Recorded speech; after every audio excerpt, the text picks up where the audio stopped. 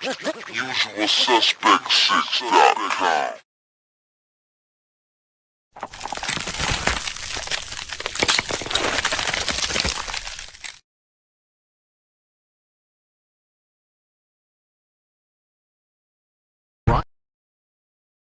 Brought to you by Usual Suspect 6. Tap into all the shows. Real conversations with KG. Right now I'm at peace right now. You know, things get hectic as it gets closer to the fight. Okay. Do we got a fight? Yeah, I fight April 10th at the Convention Center. Bullshitting on the Beltway with Supreme Beast Boxing And now Talk. the co is the main event. So that's the way I look at it. That's my philosophy. Trill Thursdays and Usual Suspect Sundays with hard I'm talking about this really just about stacking this money, man. Getting on these singles, staying positive, you know what I'm saying, and putting it in their face by any means. Tales from the B-side with KG and TD. Needed to fill out additional paperwork to clarify. Yes, we did. Yes, we did. That is the paperwork that you see there. And Okay. Open Mic featuring you. You know, that was a close fight. You know, he got dropped a couple times, but I thought he out. We do not care. Wow. It's a Usual Suspect thing. It's a Usual Suspect take.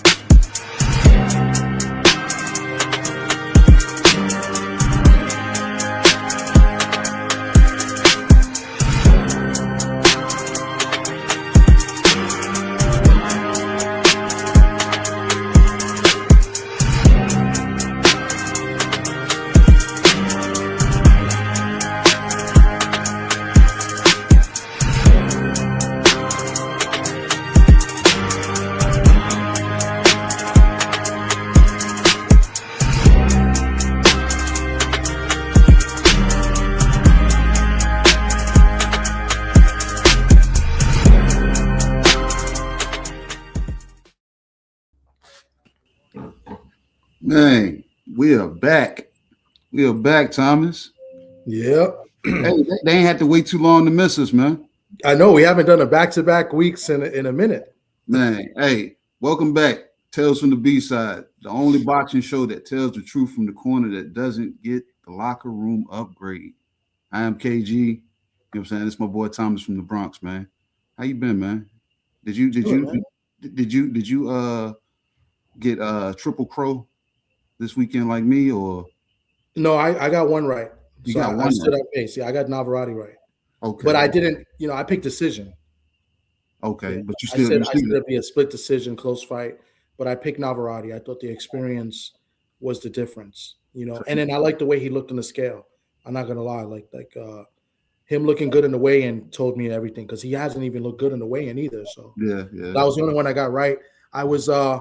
I didn't see the Smalls fight. I had to read about it. Smalls and Ramos. Mhm. I was off on that. I thought this guy was tailor-made for Smalls, but he lost. And then I thought so too. I yeah. thought so too, and so, you know what I'm saying. I had a couple of guys say they went, you know what I'm saying, because the guy was black, and I'm like, I didn't even use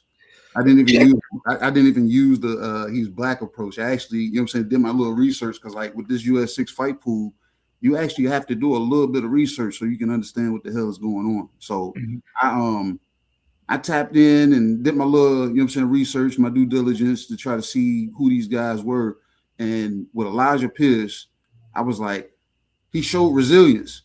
His last fight, he got dropped, came back and stopped his opponent. So I was like, I said that shows he got a little good level of grit with him. Yeah. You know what I'm saying? And then with what's his name? Tahir Smalls. Yeah, Tamir Smalls. That, you know what I'm saying? I was looking for it. I was like, this is your opportunity to be on go. Yeah. You know what I'm saying? Because you already know what Ramos is coming in here to do.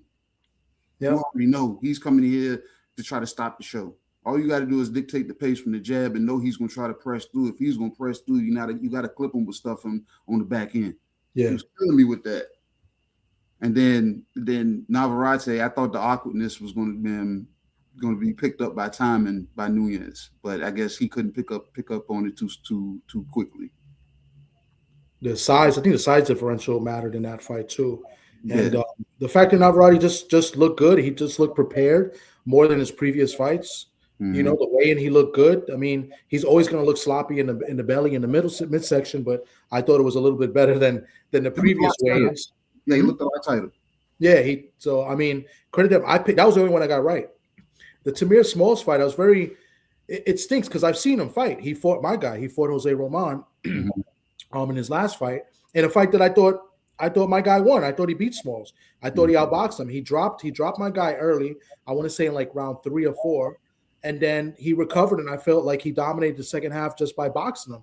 And I was like, you know, he's able to be outboxed based on what I saw, but he's going to fight a guy who's just going to come. He's going to be right there to be hit. And he just got outworked from what I read. I didn't see the fight, but from what I read, he got outworked. It should have been a unanimous decision from what I read too. One judge actually gave Smalls the fight. But yeah, I was shocked that he lost that fight. I don't know where he goes from there. I don't know what it says about Bozy Ennis too. That's another guy that got an L for him too that he's worked with. So yeah, you know. like I said, Boots is maybe the only person that can understand that language. Yeah, like I said, I don't know, man. I don't know, and it's like it's trying to raise some red flags. Yeah, you know what I'm saying. And so we've seen Elijah Pierce one. I didn't think that would happen either. I thought he would make a statement. One thing about Elijah Pierce, I think he's a dog, but I do think he's quite chinny. He's been dropped a few times. And that guy hits, and he was talking a lot. And I really thought Pierce was going to win this fight. I believe I picked him to win by stoppage as well. You know, but this guy Parra's a tough guy. He fought a guy that I know, Omar Trinidad, and he fought him to a draw, and it was a tough fight. I thought Omar won the fight, and they scored it a draw. You know, so here Elijah Pierce is coming into the fight, and he was talking crazy. You know, he talks crazy. He's been in the ring with a lot of good fighters. He's been in the ring, I think, with Tank, with Shushu, some other well-known fighters. He's called out Stephen Fulton. You know, he's been one of the top fights. Credit to him. But I always thought that he was a little bit chinny. And it's funny. I spoke to Omar Trinidad, and I was like, "Yo, how is it that you see that Elijah Pierce was doing all that?" And then he gets dropped by Parra, and he's like, he types back, he says, I've been when he was chinny. And then he goes, and then he says, and Parra hits like a bitch. I was like, I mean, it happens, it's boxing. I mean, he wants to rematch. We'll see what happens. But I was very shocked. I really thought that Pierce was gonna go in and win this fight. So I only got 1 win out of 3 fights yesterday. So look, I'm gonna say something about people and punching power. Everybody thinks it's them strength and all. It's nothing. It's all about timing. You throwing your punches properly. When your punches are thrown properly and you turn them over as you're taught.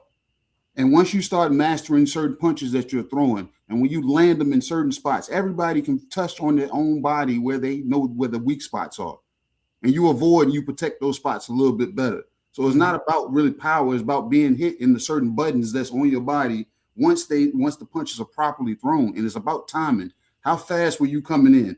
That age-old math problem. If a train left them California rolling at 90 miles an hour and one left from New York rolling at 60 miles an hour, how soon will they meet in the middle? You get what I'm saying? Yeah. You know what I'm saying? So it's pretty much just placement, punch placement, and they like, damn, I ain't think he hit that hard. You like, no, he caught you right.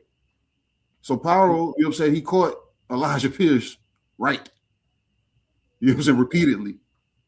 Yeah, and early too. I mean, in the second round. I mean, let's see what happens. Let's see how how he bounces back. They agreed that they would have a rematch after the fight. I don't know if you saw that. They met up in the back. So let's see what happens. But yeah, man, two fights that I didn't see going the way that it did, and that's what happens. But Navarrete looked a little bit too good for my liking. I don't want to discredit anybody, but I mean, he looked phenomenal, and he hasn't been looking phenomenal. He's 31 years old, and he looked like he was 26. So I'm not trying to imply anything, but I'm kind of implying something. But no, man, he heard the people, man. He heard the people. He went back to the lab and said, "No, what? Hey, I don't look good." You know when you can look yourself in the mirror and say, "I don't look good." Yeah, you gotta give yourself a straightener sometimes. So Navarrete might have heard everybody, and heard the voice that he said to himself. He said, "I got to get right."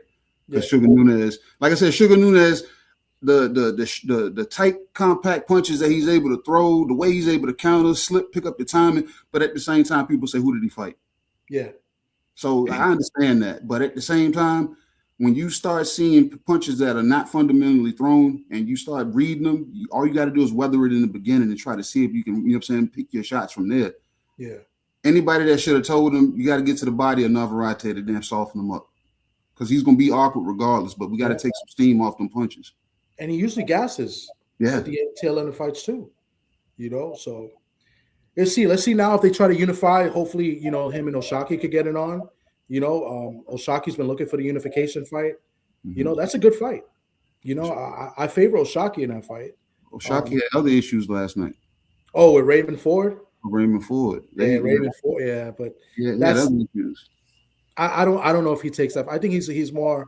He wants Shakur. He's been calling Shakur for years now. Yeah. Right. And if you don't get Shakur, he wants a unification. Yeah. So the thing is with Shak is he really going to stay at 130 or is he really going to, you know, move up to 135?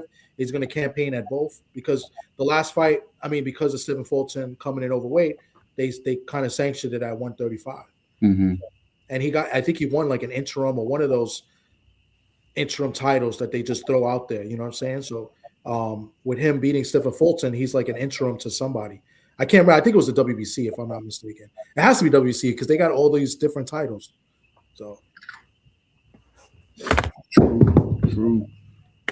Man. Salute to everybody in the building, by the way. I see everybody in the building. Salute to everybody that's pulling up. Our guest will be coming up shortly as well. He definitely hit me up. He'll definitely be here soon. So you good? You good there? I'm looking at my my battery that's being plugged up, and it's like my charger's not charging for some reason. So we're gonna find out if it's charging or if it ain't. And if it ain't, then you're gonna take it, and then I'm gonna fix that, and then I'll be back probably before he pulls up. But salute to everybody that's pulled up in the chat. If he pulls up, you want me to bring him up or wait till you come up? No. You can bring him up. Definitely bring him up or whatever. Because like I said, because I don't. You got the intro plugged in because I don't. Yeah, I don't want to put him on hold too long. But go ahead and hold me down since he's not here yet, and you can go ahead and talk to the people about where you are placed in this fight pool. And you real slick with that one. But you know what I'm going to answer, right? You know my response to that. Yeah, I'm second to last in the fight pool right now, right? The season ain't over.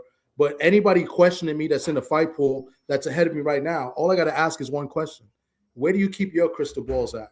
Where do you keep your jackets at, right? You can't talk to me until you win the crown. You feel me? So only Cadillac Red is the only one that can talk shit to me right now. But it's a long season, and I look to gain ground. I gained a little bit last night, even winning, only getting one win out of the 3 fights. But a lot of people went 0 for 3 last night. So there was a bunch of people that took Nunez, and me and a couple others I think took Navarrete, and then everybody else lost the other two fights. But yeah, man, tonight we got a special guest today, as usual. Always got a special guest. Tales from the B-side. We got Thomas LaManna, right? Former world title challenger, now a promoter, right? His name. There you go. Okay. Now a promoter. He'll be on with us. He's got a big card coming up that's going to be aired, I think, on Showbox in Newark, New Jersey, on April 10th, I believe. That is a Friday. And two of the fighters on that card are friends of the program. Are friends of both KG and myself, and Keith Malone and Ofacio Falcone. So I'm looking forward to that. Yeah, we're going to talk about that. You know, I'll be in the building. I don't know if KG's going to come up and be in the building as well. You know, but so definitely going to talk about that with him, ask him about that card. And yeah, man, he's got a lot to say, man. We get to ask him questions about, you know, the promotion side of things. Mm. So, yep. And look, and since you said that, Thomas, you remember I was telling you about the DB3 brothers and how they invited me down to their event. Yeah. And you know what I'm saying? The brother said, hey, tell Thomas to come down. I said, I'll find out if he's serious or not. You know what I'm saying? If he's serious, I said, yeah. If that is a real statement that you just said, I'll make it down there. Okay. If that's true, I'll be there. What they said to me? Yeah, if they say with Thomas to come down, I'll be there. No, I don't think they said that about you, but I'll say that for you, for them. Okay, yeah, and then tell them if they respond and say tell them to come down. I don't think they're gonna be like who. They probably would. They probably would. Yeah. So no, I'm gonna just say, yeah, you just come with me because I said, they said, you said, and everybody was on board with it. Just just act. I mean, I've spoken to Keyshawn a few times in person. I mean, he spoke. I'm sure he speaks to a lot of people. I don't know if you're gonna remember me. You know what I'm saying? But well, Keyshawn wasn't there. You know what I'm saying? It was Keon and Calvin. Okay. You know what I'm saying? And I chopped it up with them, and then they was asking, was I coming down? You know what I'm saying? Okay. And I spoke to Kelvin. I spoke to Kelvin before. We talked football mostly, right? Okay. He's a big Cowboys fan. Yeah. So we was talking football. I was telling him I'm a Seahawk fan, but this was last year, right? We was talking football a little bit. So, and then Keon I spoke to a couple times, but that was before he was turned pro. Yeah, they came up to support Slick Nick Sullivan and Ishmael Lil Big Bennett. You know what I'm saying? Because you know what I'm saying? Yeah, that with Nick being down from the 7 City area down there, you know what I'm saying, where they're from, they came up and supported him. And then, like I said, with Lil Big Ish, he being from here, they came and, you know what I'm saying, came and showed support. And then, because like I said, they're cool with the promotional team, championship minded promotions, you know what I'm saying, and East End Boxing Club. So they pretty much, you know what I'm saying, juiced in because everybody's known everybody since they were kids. Yeah. Everybody, you know what I'm saying, they've all been through the same circuit. So, you know what I'm saying. But when we come to this you know what I'm saying, this boxing thing, you already know. Yeah, for sure.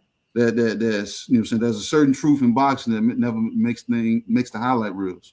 Yeah. It's the truth of fighting. You know what I'm saying. I'm sorry. I got to get my mind together because, you know what I'm saying, I've been running around all day. You know what I'm saying? My daughter, you know what I'm saying? Look, my daughter just had practice and everything. So I'm trying to then get myself together. And I kind of want to work out. It's like I want to do this show, but I want to work out too. You know what I'm saying? And I got to do this show because of who we got here. You know what I'm saying? We got a guy that, you know what I'm saying, from you know what I'm saying, shutting down the damn city in Atlantic City on a regular basis. You know what I'm saying? To the point that, you know what I'm saying, his career has been something that it's had its ups and downs, you know what I'm saying, and his, you know what I'm saying, the lefts and rights, but at the same time, it's been like a lesson along the way. You know what I'm saying? And with him doing that, he's been able to take himself and separate a boxing career, going through the rigors of that, and then transitioning to something that boxers don't really go over to. And when they do, they don't want to speak about it.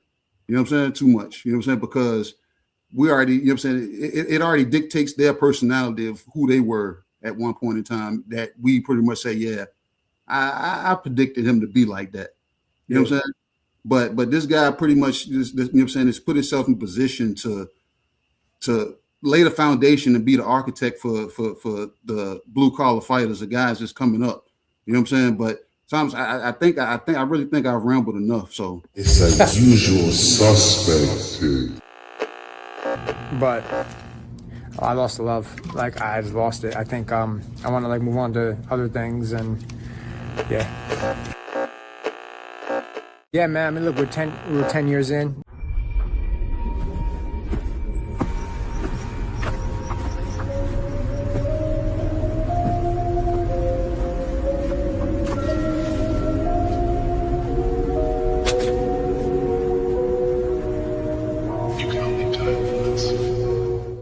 It's a usual suspect. There he is. There he is. What's good? What up, y'all? Y'all What's good? going on, champ? Ain't shit, man. Just how y'all good? Yeah, man. We good. Thomas, I had to sit here and listen to Thomas whine about them Seahawks. No, I'm sorry. No, that was last week. That was last week. This guy. Man, what's going on, man? What's going on, Cornflake? Everything's good, bro. Just another day, bro. You're a very busy man of late. Hey, man, you got to keep yourself busy, right? I mean, I'm sure everybody busy. Everybody got like stuff going on. So yeah, for sure. I gotta just keep my mind rolling. You know what I'm saying? If I'm not gonna fight, I gotta be in boxing, and boxing's crazy. Oh, yes, it is. So yeah, man, it's all good though. It's all love. It's all love. You got to turn the wheel somehow, man. You know what I'm saying? And the way you damn did it, you didn't do a lateral, but it's almost like a angled trajectory. You know what I'm saying? Yeah. Because you could have easily went and put a suit on and stood next to somebody else. You know what I'm saying? You said, nah, let me be the man that's gonna damn look out for the man that I pride myself to be. You know what I'm saying? So I know we got you here. We can talk boxing, but nah, Thomas damn made it clear that like once we got you, we was like, you know what? We got somebody that knows both sides, and we can actually hear the inner workings, you know what I'm saying, for as deep as you want to go, you know what I'm saying, as far as stories that you've you know what I'm saying, endured in the time that you've been promoting, especially transitioning. You already know. Oh shit. Yeah. That's basically what it is. I mean, the premise of the show is basically stories, like, you know, and you know how fighters come up through the B side and some of the stuff they got to go through with, you know, and deal with, you know, the disadvantages they got to come up with and too. So we figured, you know, now we got the fighter and then we got the promoting side, and then you got to have some stories from both. You know what I'm saying? And you know, so we'll just leave it up to you, man. Where do you want to begin? Nah, I got him. You know what I'm saying? Look, yeah, go ahead, man. Go ahead. Look, straight up out the gate. Atlantic City shaped your career, right? You know what I'm saying? But what part of the grind did the fans never see that defined you as a fighter? Yeah, man. I think every fighter got the same story. Every fighter has the same come up. They don't see the long nights. They don't see the drive to the gyms. They don't see the lonely tears. They don't see the miles that you put in, whatever. You know what I mean? It's very cliche shit, but it's like it's all the same. You know, for like I didn't want to do that. I started I started promoting because I didn't want to be that. I didn't want to do that no more. I didn't want to have to go through the dealing with promoters and selling tickets and make like your pay is only contingent on what you could sell. Like everybody wants a ticket seller, and once you hit a certain level, mind you, I started promoting myself when I was 18-1, so 19 fights in. I believe my 20th fight, I had like I did my first show. I did whatever, you know what I mean, and I was at like 8 round level. You know what I mean, 8-10 round level, whatever. And what I would sell in tickets, I'm like a 12, 15, sometimes $20,000 ticket seller guy. That's like barely scraping the camp. Like it's barely scraping it for the cost of a fight. You know what I'm saying? I didn't want to go through that no more. So I was like, you know what, man? I said put money in these people's pockets or whatever. I'll just put it in my own. Fuck. You know what I'm saying? It's just a grind, bro. It's just a grind, man. It's just a grind on the come up. Whether if you're a side or a B side, you know what I mean. If you're an A side, I think it's somewhat more of a grind for real. If you're the A side, because you know you gotta sell the tickets, you gotta get your sponsors, you gotta train, you gotta diet, you gotta, you know what I mean. I'm 9 out of 10 or 8 out of 10. They got a day job or they gotta do some sort of work to make some other money. So it's hard. You know what I'm saying? Me, I was very fortunate, very blessed on my come up with. A small promoter, a smaller time promoter that, you know what I mean, I was getting a stipend each month so I could focus on my boxing and what have you. But yeah, man, it was, it was just hard though. It was still hard because it's just like a lot of people. I see a lot of young fighters that they think right now today when they're like 3-0, 4-0, they could beat 8-10 round, level guys because when you look at it, they fight a slower pace. They're more calm because they got 10 rounds. You a 4-round fighter, you Action Jackson, you ready to rumble. Yeah. So they look at them and it's like, oh, I could beat them, and they want to rush. And when things ain't going their way, they want to cry. They want to. And I was there, bro. I was there. I was that, man. I wanted to quit boxing so many times. You know what I mean? It's funny, like. I quit boxing 1,000 times, but I never gave up. There's a difference. I mean, like, I quit boxing. Like, I was like, oh, fuck this. Like, I'm done. Like, I'm done. But I never gave up. I was like, I'm going to come back, bro. We're gonna get it right. I know I'm kind of all over the place, but, yeah, dude, it's it's a lot, bro. Like I had a damn near 15-year career, not including the amateurs. Mhm. So it was just it's so much. And then with promoting myself, you know what I mean? It's been 10 years. Obviously, we just had a 10-year show last December. Mhm. So it's just so much that went on though. So much, bro. It's a lot. I'd have to. It's more so. I'm not gonna lie, y'all. And this will be better for me to give y'all the real. Like I got to be asked questions, and then I could answer better. So look, It's check just this way out. too much to think about. Yeah. Check this out. You said something about stipends. How common is that? Because Um, it depends who, bro. Like I'll be honest. I'll also be honest. I took advantage of my stipend. I took advantage of it, what bro. we Like usually do, yeah, we usually do when we get something like that, like I deferred took money. advantage of it, and it was like I wasn't. It didn't make me as hungry. You know what I'm Mm, saying? It didn't make me as hungry. Like I had everything handed to me on a silver platter. You know what I mean? I was put on the A side. I was brought up. You know what I'm saying? I wouldn't say I was never entitled because I have a saying, man. The biggest, I'm sure y'all older than me, so y'all would know, man. The worst drug in the world is entitlement, in my opinion. Okay. Sense of Yeah. entitlement. mm, That'll get you. So I never really had that. But yeah, it just got to me, and I'll be the first to say that's why certain fighters deserve it. Certain fighters, you know what I'm saying, but like, you know, I don't really see a lot of promoters. To answer your question, I don't really see a lot of promoters doing it. I know some managers that do it because they believe in their fighters. You know what I mean? Shoot, some fighters that I have on contract with their managers, they get stipends. You know what I'm saying? mm, So it's like, but you know what I mean? Just the good thing that they have is they have a me. Like I didn't have a me. I didn't have like a somebody I could look up to and go mm. to that's been there, done that recently, like 2 seconds ago. You know what I'm saying? So a lot of Mike my old heads was like Ray Mercer is my godfather. Okay. Okay. So it's like what I'm gonna go to the fucking you know what I mean he was in his heyday in the 80s. You know what I'm Hmm. saying? Or what was he, a 76 Olympian, some shit like that? I don't remember. It was a while ago. It was a long, maybe I don't know my time. I don't know his time, but you know, my OGs is that. A lot of these youngins, man. I'm only 34, man. I'm still like I'm in it. You know what I'm saying? So I never had a me. These fighters have a me where they can come to for advice, for game, for Hmm. Um, right or wrong, by the way, like I'm not perfect. I got 6 losses. You know what I mean? Like we ain't perfect. Um, um, but it's a good Kind of thing what I that was going to ask they you have. too. Yeah. What? I'm saying that's kind of what I was going to ask you. I'm like, how do you balance fighter empathy with being a promoter? You know what I'm saying, with reality and the decisions of somebody else's life livelihood. Because like I said, you being a fighter and now that you're full fledged, you ain't suit and tie. I see you still rocking the hoodie, and I see the bruised knuckles still. So you I'll still never, get I'll, to I'll, it. I'll You never know be what I'm corporate, bro. I'm half ghetto, bro.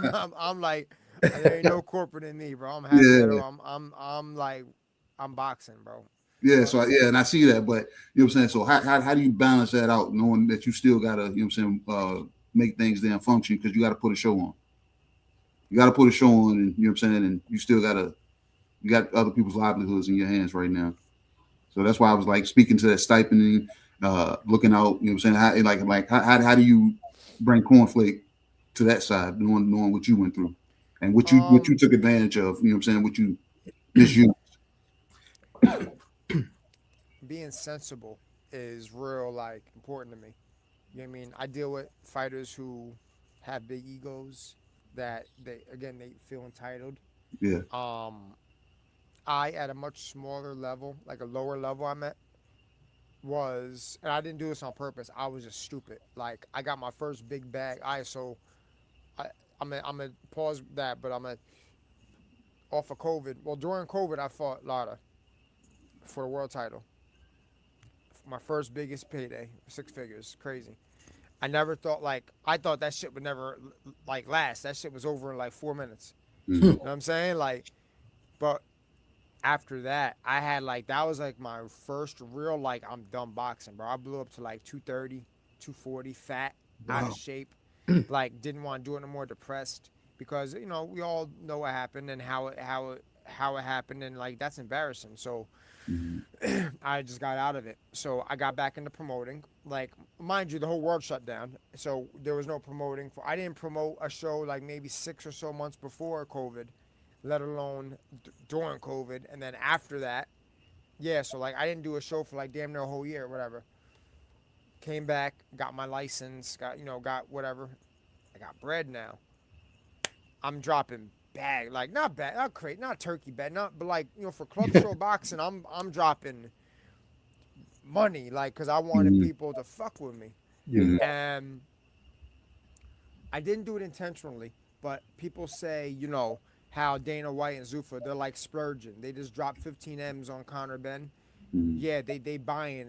Jay Apataya, they buying. When the zone came in, oh fuck, when even let's go way back when PBC came in, dropping the crazy bag. Shout out to Louis DeCubis and now Heyman. They changed my life. They dropped the crazy bag. Crazy bag. It's what you gotta do. I didn't do it purposely, but I was doing it because I want to see if that shit worked. Fighters got used to that, and they feel entitled. So I kind of, you know what I'm saying? I kind of fucked that one up. I can curse, right? Yeah. Okay. So I kind of fucked that up, and so then when it comes down to we gotta think business and think sensible now. We gotta be reasonable because math ain't math, and I continue to work with some fighters now, and I don't continue to work with some fighters because they're not with the shit. You know what I'm saying? And I get it. You only get one career, but it's like you gotta be sensible because like now you losing money, stupid. Like you losing now because you're not getting put on. Nobody's fucking with you because they know. Anyway, so to answer your question, right? How do I differentiate? Let's just be. I'm always 100 with everybody. Like, yo, I'm not the biggest, but I'll get you there. I'm very sensible. I'm not to talk about me because it's not me, it's you, the fighter. Yeah. But I personally been there. Mm-hmm. I've done that. Like, I know what it takes. And I'm not the best. I don't got it all figured out. I learn something new every day. But I have the relationships. I have the experience. And I bled for this shit. Like, I blood drawn for this shit. You know what I'm saying? And I think I could really adapt, and I could really, like, what's the word? Like, connect with the fighter. Mm-hmm. You got a connection with him, yeah. Yeah. So I'm not nobody different, but like, I got more than what any of these other promoters got. I mean, you know what I'm saying? Like, I got real life experience. Yeah. He's been there at the highest of the highest.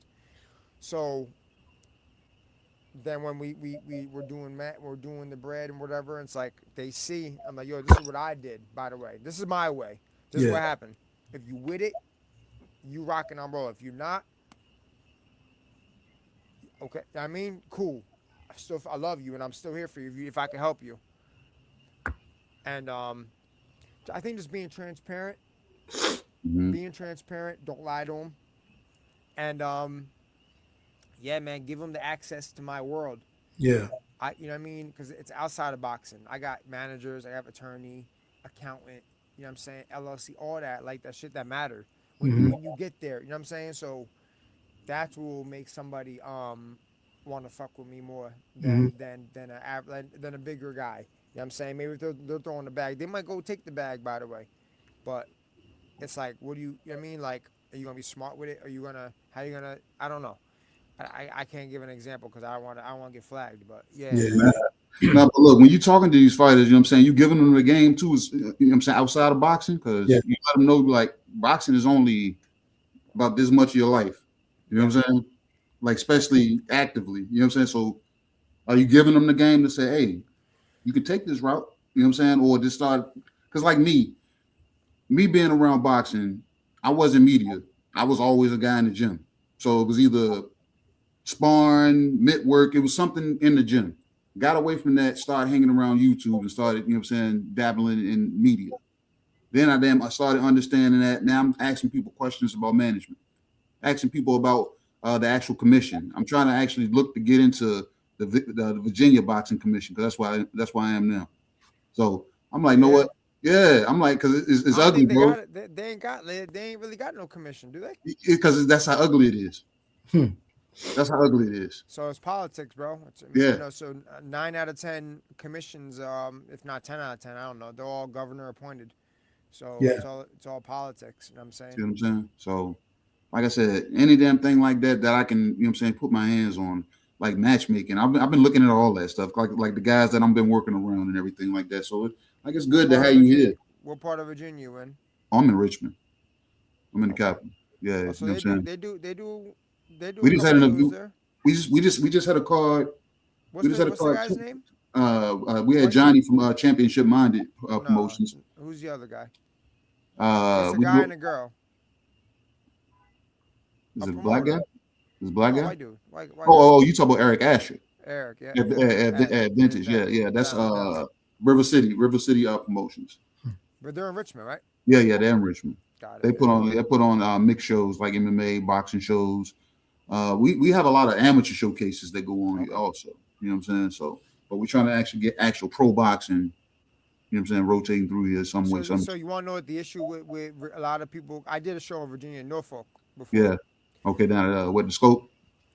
No, no, it was Masonic Temple. Yeah, I need that. Yeah. A little small. It was actually dope. It was really dope. I didn't. That was around the time. Yo, I ain't gonna lie. Like, so again, another. I take my bumps. I take my hits, pause, but I take my wins. You know what I'm saying? Mm-hmm. That was like another show. I just like, blew them. Like, go ahead, whatever, fuck it. Like, I just want to get the experience, and I want to touch different markets or whatever. And yeah, I did it with James Hogan, my dog, Ponytail, love Ponytail. We did a bunch of shit out there. Anyway, so the reason the insurance is way too high, bro. The insurance premiums in Virginia is like OD crazy for what you have to pay there to what the price of the ticket you could charge. You know what I mean? That like you can't charge what you charge here in like Jersey or New York. You know what I mean? It just makes it a little bit. It makes it hard. So, but that all stemmed from the Pritchard Cologne situation.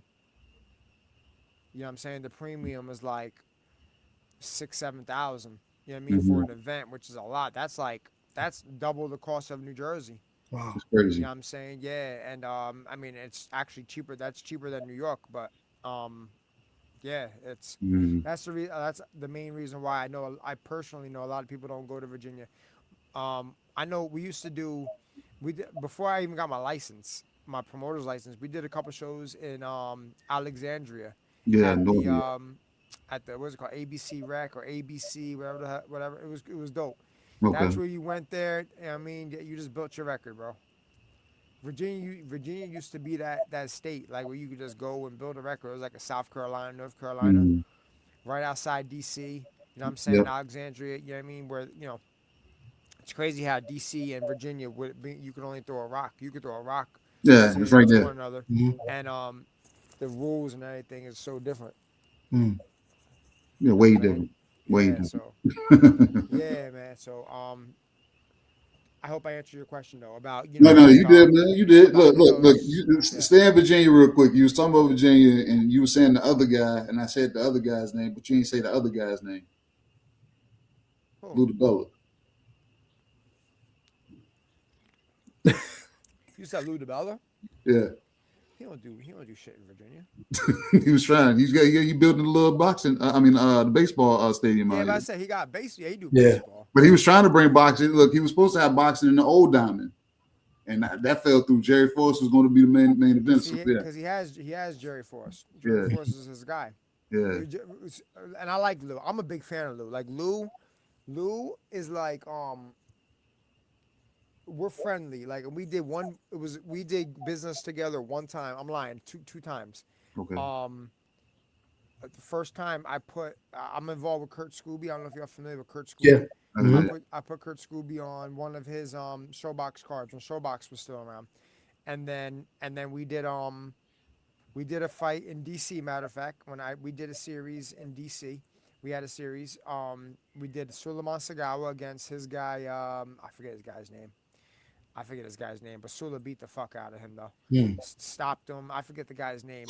He fought on Showbox a couple times. He fought Mexican kid from like Colorado, I think. Whatever. But Yeah, you know what I mean. So dealing with Lou is cool. Lou's an OG in the game, man. He done forgot more about boxing than what I'll ever know. You know what I'm saying? So, but he's why I fuck with a guy like Lou DiBella is he's like straight to the point. He's the guy that motherfucks every word. I understand that lingo. I don't understand corporate. I understand Yeah, that lingo. You know what I'm saying? I totally get that. Facts. Let me ask you a question, just like because you as a fighter now promoter, what's the one thing you wish you know a fighter would understand about the business of boxing that they may not understand? Um, You said that's kind of broad. He's what it's very Well, the exactly? broad. Yeah, one, yeah, the yeah. biggest thing that So you know, no, we could let's so I could let's answer that in like three different parts. That okay, okay. Um, I mean, we could be like understanding. I guess everything in this world is negotiable. Okay. Um, a minimum is just a minimum. I need people like I say that a lot to my guys. Like yo, like only for like legal terms. Like we got to put like a minimum is just a minimum. That doesn't mean that that's what you're gonna get. hmm Each fight is worth different. Each sometimes you could fight more than what your minimum is. Um, yeah, like, that's pretty broad. You have any like any other? Like, you have any examples? yeah. I'll just say like maybe one thing that you didn't know, I guess, as a fighter, from the promoting side that you learned that you kind of learned, being a promoter. I understand more than like so when like the promoter's not trying to like get me, he got expenses, bro. Yeah. He got Mhm. expenses, and see, I'm fair, bro. I've always been fair. I've always been fair, like and reasonable and understanding, bro. Because like everybody in this like is like they deserve to make money. So I've always been like this, and I maybe that's just a gift. Um, I understand that, on ticket commissions, when I tell my guys like, yo, I'm not gonna pay you like if you sell, let's just use easy math. You sell $10,000 and your deal is 20%. Mhm. Okay, that doesn't mean I'm gonna pay you $2,000 because I don't keep 10,000. Yeah. What does that mean? Well, especially if you're not signed to me, you have your opponent expenses. You have okay. Let's just pretend like that's not even a thing. Pretend like the guy sells 50,000, and it's Mhm. like okay, and he's a 6 round guy. Okay, great. 8 round guy, great. Okay, well, so the fight's gonna cost me this. I'm gonna pay you a base purse just for you to get up and want to fight. I'll give you 1,000 a round. I'll give you 8 grand. Okay, and then I'll pay you 20%. Okay, of your gross, but the gross. I'm sorry, not your gross, of your net. What does that mean? I'm not gonna take the opponent expenses out. Or not. Like sometimes like we do deals where the opponent has to come get covered if you're not signed to me. Cause like why like I don't owe you shit. Like so Mhm. let's do good business. Let's you know what I mean let's be you know sensible. Yeah. Um you sell 50 grand, okay, but I gotta pay taxes on 50 grand, right? All Mhm. right, well, so that's 5% here in New Jersey. All right, so automatically, 2,500 goes to, you know what I mean, the boxing commission. All right, Mhm. 25 has to come off. So now we're at 47.5. We're at Mhm. 47.50. You know what I'm saying? Um, and then let's just say, I'm fortunate enough to do shows in arenas where they have like it's Ticketmaster. So you have Ticketmaster fees, $6 a ticket, Mm. whatever. Let's just say out of that 50 grand, that's 200 people. So at $6, 200, that's 1,200 bucks. So now you have 47.5 minus 1,200, whatever that number is. Let's just call it easy and say it's 45 grand, right? Mhm. I'll give you 20% on that because that's the money I literally keep. And Yeah. it's not even really what I'm keeping, but that's the deal that I made because you sell so much. You know what I'm saying? Yeah. Like out of, you know what I mean? I'm responsible for the opponent and your medical, whatever. But like I gotta pay tax and I gotta pay Ticketmaster, whatever it is. So I only keep 45 grand out of that 50 you sell. So I'm gonna only pay you your percentage of what I keep. I'm understanding of that. I always have been. And some fighters are like, oh, and mind you, that we're talking 20%, like, what's that, 5 grand? So we're talking a difference of $1,000. Mhm. But you about to make 45 times 20 is what? Another 9 grand? Yeah. Come Yeah. on, bro. They only hear the big number. They hear the big number and say, "Yeah, I'm supposed to get," and you're like, "Wait, Right. what you mean?" So, and so the other thing, well, no, so like the one thing that I'll never do, I always keep it up front. You're like, yo, it's like, I have consignment forms. They got to sign bout agreements. I have an attorney, shout out Tony Palmieri, that he draws up everything. He handles that because I'm too nice, and two, I don't like conflict, bro. Like, promoters need to promote. I want to focus on, like, starting tomorrow. It's 6 weeks to April 10th. Yeah. It's like, yo, now we on go. Yeah. After this interview, I got my to-do list. We got, you know what I mean? I got to plan the week of content, all that bullshit with my crew. And I want to get to that. I ain't got time for all this. And by the way, it's the important shit. It's the money, right? Mm-hmm. So get back to your, I just wish fighters would understand, you know what I mean? Oh, no, what I've learned, what I've learned now is like, club show promoters have expenses, and even the bigger promoters have bigger expenses. Mm-hmm. So let's just be sensible, man. And let's just, you know what I mean? I don't have TV revenue. You know what I mean? We did shows on the Zone. That's another thing. That's so whack. You see that, like, all right, April 10th, that's with Pro Box. Dope as hell. That's just years of relationships with them. That's years of me nagging the fuck out of them to do something. We did a show on the Zone. That was consistent months and days and weeks and curse outs and motherfucks with the Zone to get an opportunity. But we had to pay for that shit because I want to build the brand. Mm-hmm. I just wish that fighters, appreciated that more. Yeah. What about you did one with Top Rank too, right? Yeah, I was at that one. That was I think Jahai Tucker was the main event. Vito was the main event. Yeah. High fought truck though. Yeah, that was the fight though. Everybody was for that though. Yeah. Everybody was for that fight. Yeah. No, I like Vito too. Vito had a good performance that night also. That's my little cousin, bro. Yeah. Okay. That's my heart, bro. Yeah. So that's my heart. But look, you understand that, you know what I'm saying? Because like you said, you came in learning, you know what I'm saying, the ins and outs and knowing, you know what I'm saying, what went where. You know what I'm saying? A lot of these fighters, they're like, hey man, what the fuck the money at, man? Yeah. We have, like, what we doing? Like you said, So let me ask you, right? That's the good thing though about, like, I need fighters. Like, what was one? Okay, let me ask y'all. And I'll give y'all some time. What's been the biggest? I wouldn't say it's not a scandal, but like this more recently, I would say within the last 7 or 8 months, came up where it's like fighters know about this particular thing, but it's just really being brought to like the real eyeballs, and like, because it's like there's so much of a big fiasco around this particular thing that that fighters really need to know and understand. Go. What is it? with the Ali Act? Bingo, my man. So with all that, by law, we have to show like the what numbers. It is. Yeah. I mean, to the fight. You know what I mean? And again, I'm not gonna put nobody on blast. Sometimes I got it. Sometimes I didn't as a fighter. Yeah. And right. Sometimes I got it when I was, I was supposed to, and then sometimes I didn't get it when I was supposed to. You know what I'm saying? Mm-hmm. So,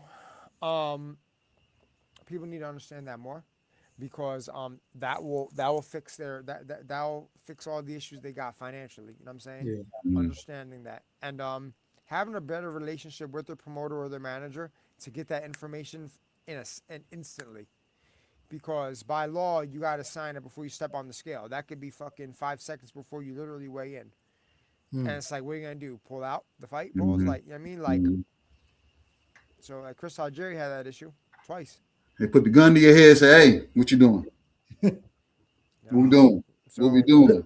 when it comes to like fighters, like I don't know if they like who's responsible for the opponent sometimes. So if a fighter's not signed to you, is the fighter on your card that's not signed to you, they're responsible to pay the opponent? Sometimes, so it does depend. It does depend. Okay. Every deal is different. You have fighters that are managed or promoted by somebody else that they don't like. They're obligated to their fighter, but they don't have a date coming up, and it's just easier. They have the liquid to just put them on a card. They'll be responsible for it. You always have like a ticket deal where if they sell X amount of tickets, they could either make a percentage after the expenses, or if they sell a certain amount, they can make a set purse and then a percentage after, or if they just want a high guarantee, reasonable high guarantee, but then they have to, guarantee a certain amount, and it's up to the me or the promoter to get the opponent and all the expenses for a reasonable amount where we can make some money. Everything's different, man. Sometimes, yeah, like the fighter. I know fighters that pay for their fights all the time, out of pocket. I'm not a big fan of that. Really, because like it's way too expensive in New Jersey. Like you could just go to Mexico or go to like the Carolinas for all that. It'll be cheaper, and you get the same result. And it'll actually be easier because New Jersey's not easy, opponent wise. Like they're a top quality commission, top quality state. They don't fuck around, so you ain't gonna really get nothing past like that. You know what I'm saying? So, yeah, man. And then just another thing before KG, as far as getting the booking the venue, so like compare booking like to Boardwalk Hall or somewhere in Atlantic City. So like you got this big venue, April 10th in the Prudential Center. So how tough is that, or in comparison? Nah, man. Believe it or not, it's easy. But like, all right, but like, shout out to Dylan Wanagale at Prudential Center, man. I was nagging him for years, like oh shit. I was like, yo, what we do? So, because I was doing smaller shows at a local hotel right around the corner from Newark, Robert Treat. I love the Robert Treat. It's like one of my favorite. Actually, that's like one of my favorite venues. I fought there twice as an amateur, twice as a pro. I love it there. You know what I mean? And we started our Brick City Fight Night series there at Robert Treat. And we just grew. We grew out of that quick. And I'm not saying we grew to like Prudential Center size, but like, our events, we get like 3,500 people to Prudential Center, which is, look, it's not 17,000, but it's, it's for a club show. It's great. And Dylan, he saw the vision. He understood that I was not going to give up. And he gave me a shot. I like to think I'm his favorite club promoter. And I'm by far the most professional. I'm by far the most probably. Never mind. I just there's a reason I come back, right? And he welcomes me back. And we did like you said, the Vito, the top rank card, with Vito there. And so like that was just that. And like now it's like, hey, and I'll be announcing within the next 2 weeks another venue that is managed by or owned by whatever Prudential Center in New Jersey, which is much smaller. This is like 500 people, very small, very intimate, because of relationships and just like it's just relationships. And then Atlantic City, bro, like we all started. The first thing y'all said was Atlantic City is my stomping ground, so that's easy. That was like, and also like luck, a little bit of luck too, because I started at Claridge. It's a small hotel, similar 600-700 seat hotel, not even a casino, a hotel. So they don't have casino revenue coming in. So they rely solely on booking events and hotel rooms. Like that's it. When I started with them, I started with a lady. Her name is Christina Mancuso, and her now husband Sal. Sal Mancuso, and her name's now Christina. They were my reps. They were just reps at the hotel. Sal, I went through multiple reps. Christina was more of an assistant for the GM of the hotel, so I dealt with her pretty often because we did our deals through the GM of the hotel, and Sal handled like other stuff. Fast forward however many years, she's now part of a higher up at the Atlantic City Sports Commission, Mm-hmm. which is in conjunction with the CRDA, which owns the Boardwalk Hall. Mm. So they, you Okay. know what I mean? So it's like that was easy. Like, Yeah, and yeah. then, but to be honest, who got me into the Boardwalk Hall directly, bypassing all of that, was my partner Mike Brussel, man, who he was the one person that believed in me. He saw the vision with Rising Star. Mm-hmm. What?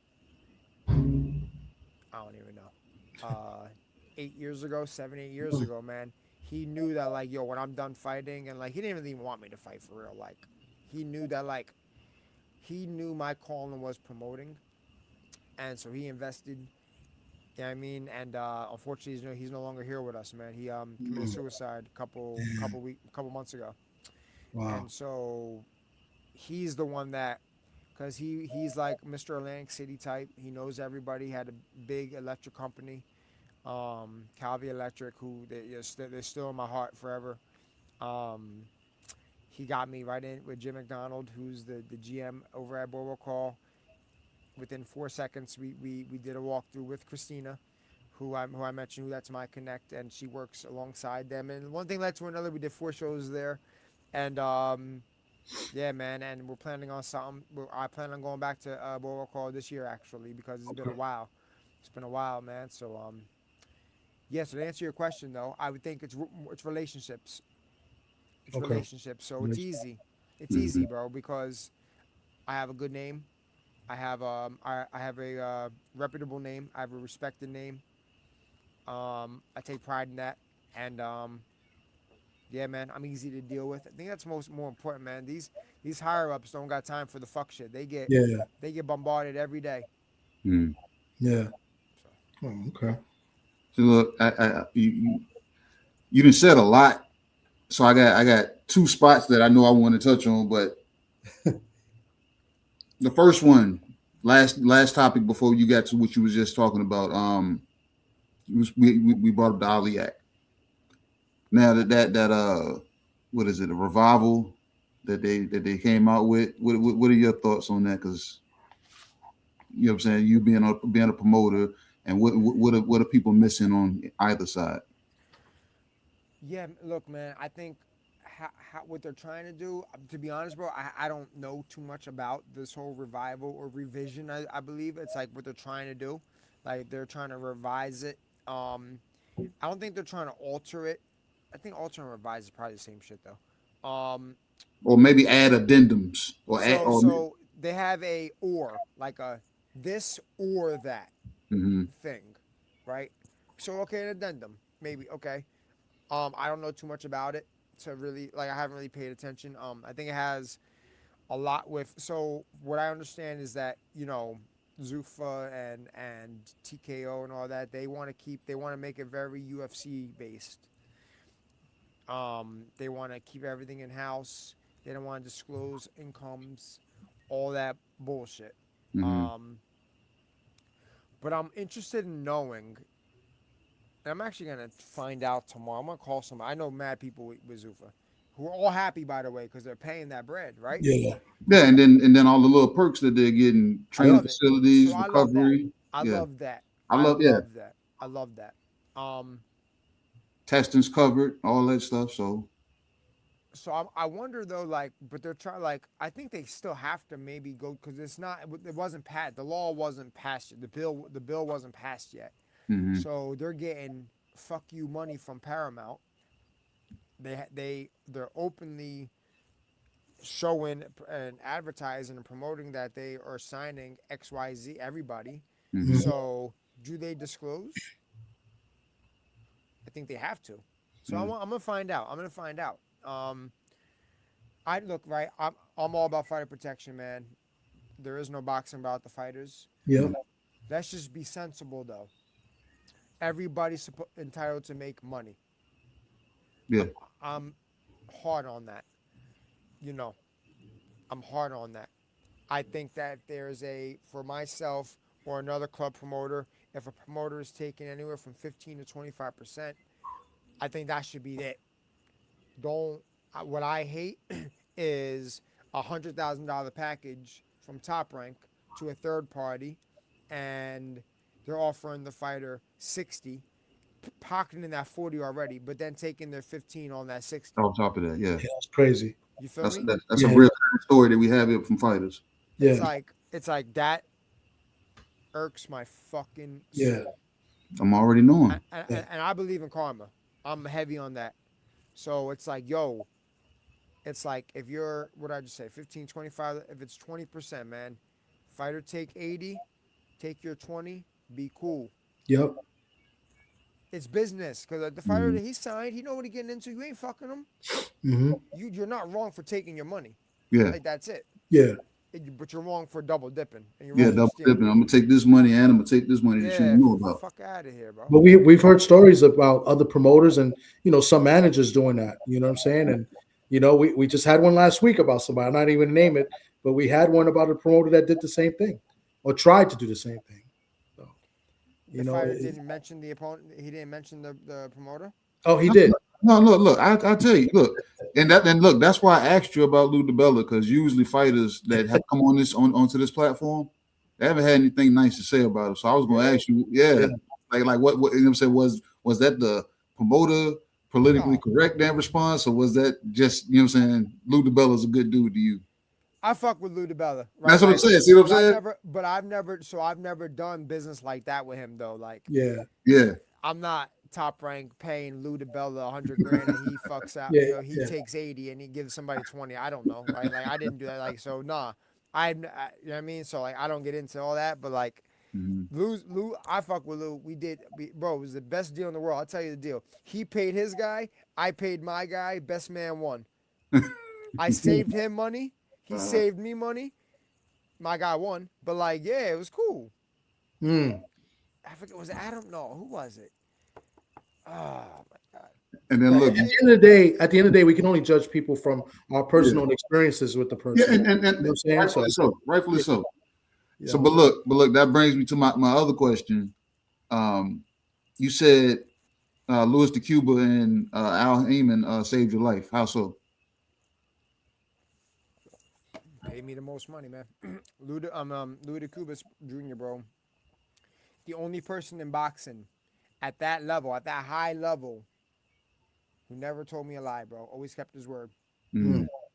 Always kept it real. Never broke a promise. I'll never forget verbatim. After I have 47 pro fights and I have one fluke. In my opinion, I have one fluke. I was not supposed to lose. I wasn't supposed to lose any of them, but I was Jorge Cota. I fought Jorge Cota. Okay, that was the first loss. Yeah. No, was that your first loss? I think. No, that was Anthony. No, that was the first time I think you got dropped. I think or stopped. I think. So Jorge Cota. No, it was my second. So I fought Antoine Douglas. Douglas, yeah, him at that time. I got stopped in that. My second loss was to Dusty Harrison. Great fight. Could have went either way. Okay. I'll probably say he probably won. You know what I mean? He barely won that. So third loss. I fought Jorge Cota. But it was I had just signed with Samson. Shout out to Samson Liskowicz, bro. He gave me my first opportunity as an intern in the promoting world. I was 7-8-0 as a pro. Right, 7-8-0 as a pro, maybe even more. Samson Lukowitz, Samson. Yeah. Wow. Okay. He did. I fought for him. He did a show in.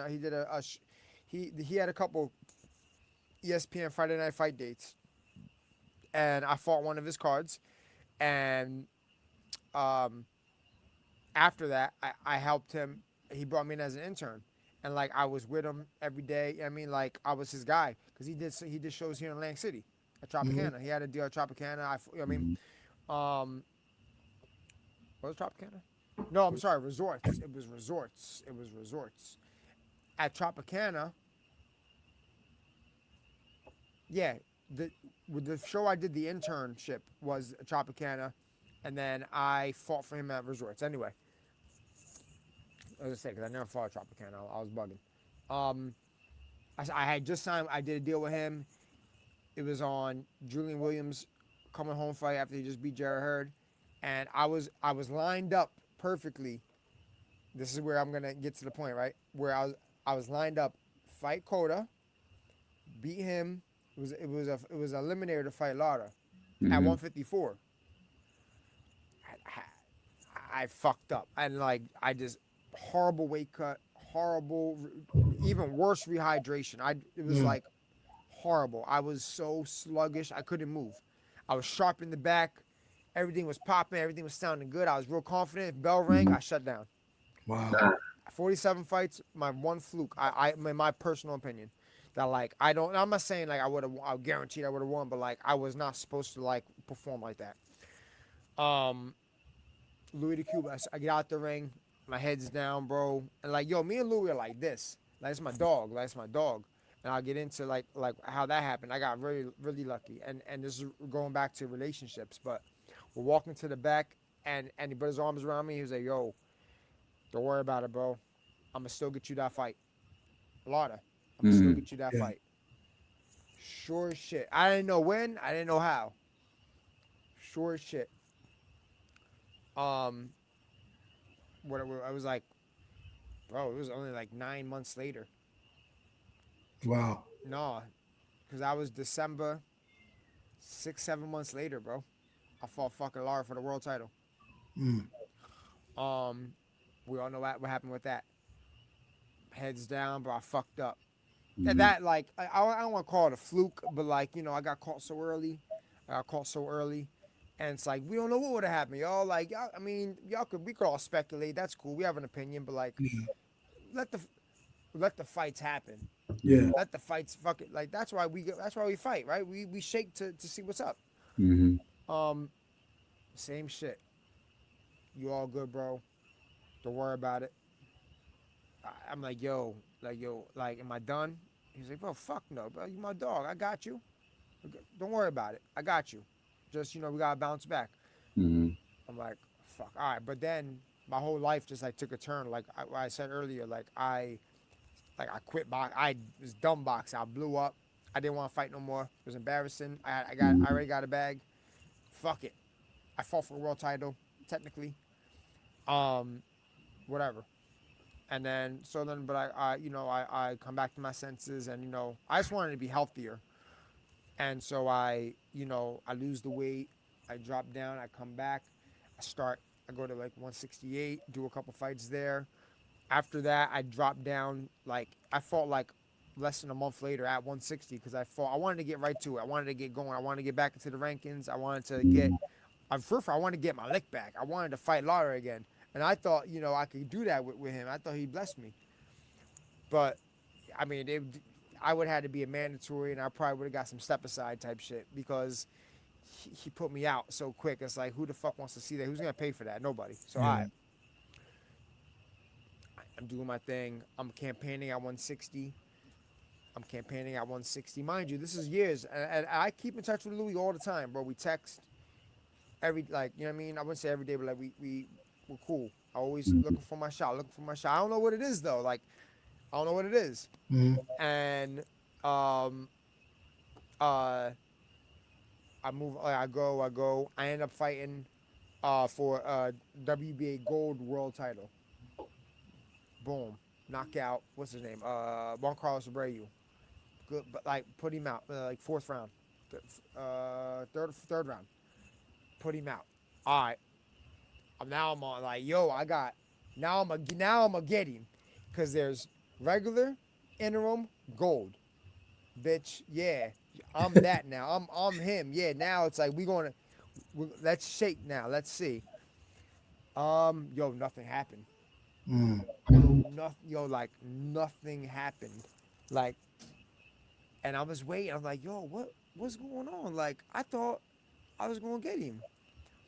Lara goes on to fight. I don't know. He fought like a Zarafa. No, he fought Zarafa before me, but like he fought like Danny Garcia, like bigger fights, I guess, right? And then he fought. I'm like, yo, like Louis, what's up, bro? Like I got this, like, and then mind you, like I'm in the back trying to do my shit with the BA, trying to, like I'm speaking for myself, like, and then now by the way, at this point, I got a manager, Danny Gonzalez, my heart, man. He believed in me more than I believed in myself. And then we brought in TMA, Marty and Tommy, TMA management to get behind us. And man, like, it was just a great thing. And we just got to, you know what I mean? But I'm still like, I'm doing my shit because, like, they're my guys. But like, these are my folks. Like BA, they're like, those are my, like, I've been doing this all along, bro. Like, we ain't gonna break what ain't, I'm sorry, we ain't gonna fix what's not broken. You know what I'm saying? Mm-hmm. Y'all gonna laugh. So I'm like, yo, Louis, what's up, bro? Like, what's up, bro? Like, what's going on? Like, you got me waiting. I'm like, he's like, yo, like, bro, I got, like, you trust me, right? I'm like, bro, well, you ain't lied to me yet. So, like, but let's not do it now, because, like, I'm rolling now, bro. I'm rolling. I'm feeling good. Like, I'm rolling. Mm-hmm. It was, I don't know, it was, like, September-ish of 2024. I'm walking my dog, right? And I'm walking my dog. It's late at night. For me, it's like 9 o'clock. It's like 5 or 6 this time, whatever. Mm-hmm. He calls me. And like, it's always text. Like, he barely ever calls me type shit, right? Yo, what's up, bro? What you doing? I'm like, I'm walking my dog, man. What's up, bro? What you got? This motherfucker, you want to fight Jamal Charlo? Yo, what? You want to fight Jamal? Whoa. Who? I said, wait, who? I'm like, I'm thinking, and by the way, I got the two, like, I didn't like, I didn't really at that point know the Jamal who fought who. I'm like, yo, I'm thinking it's The one that fought Canelo. The one that fought exactly. And he was like, no, I'm talking about Jamal. I'm like, yeah, the bigger one. I'm like, oh shit. Fuck yeah. What? How much? You get going? I'm like, oh, Louis, come on. So I'm like, bro, like, what you, bro? I got managers now, bro. I'm telling. Long story short, man. We get to talking. Yeah. I'm like, yo, that's how you doing it?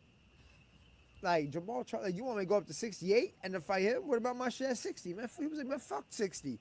I got you, Jamal Charlo. Like, fuck, you right, man. He's right. He's I'm like, yeah, you know what? I'm like, you know what? You right. Fuck 60. Cause yeah, but then like, and even shout out to him, bro.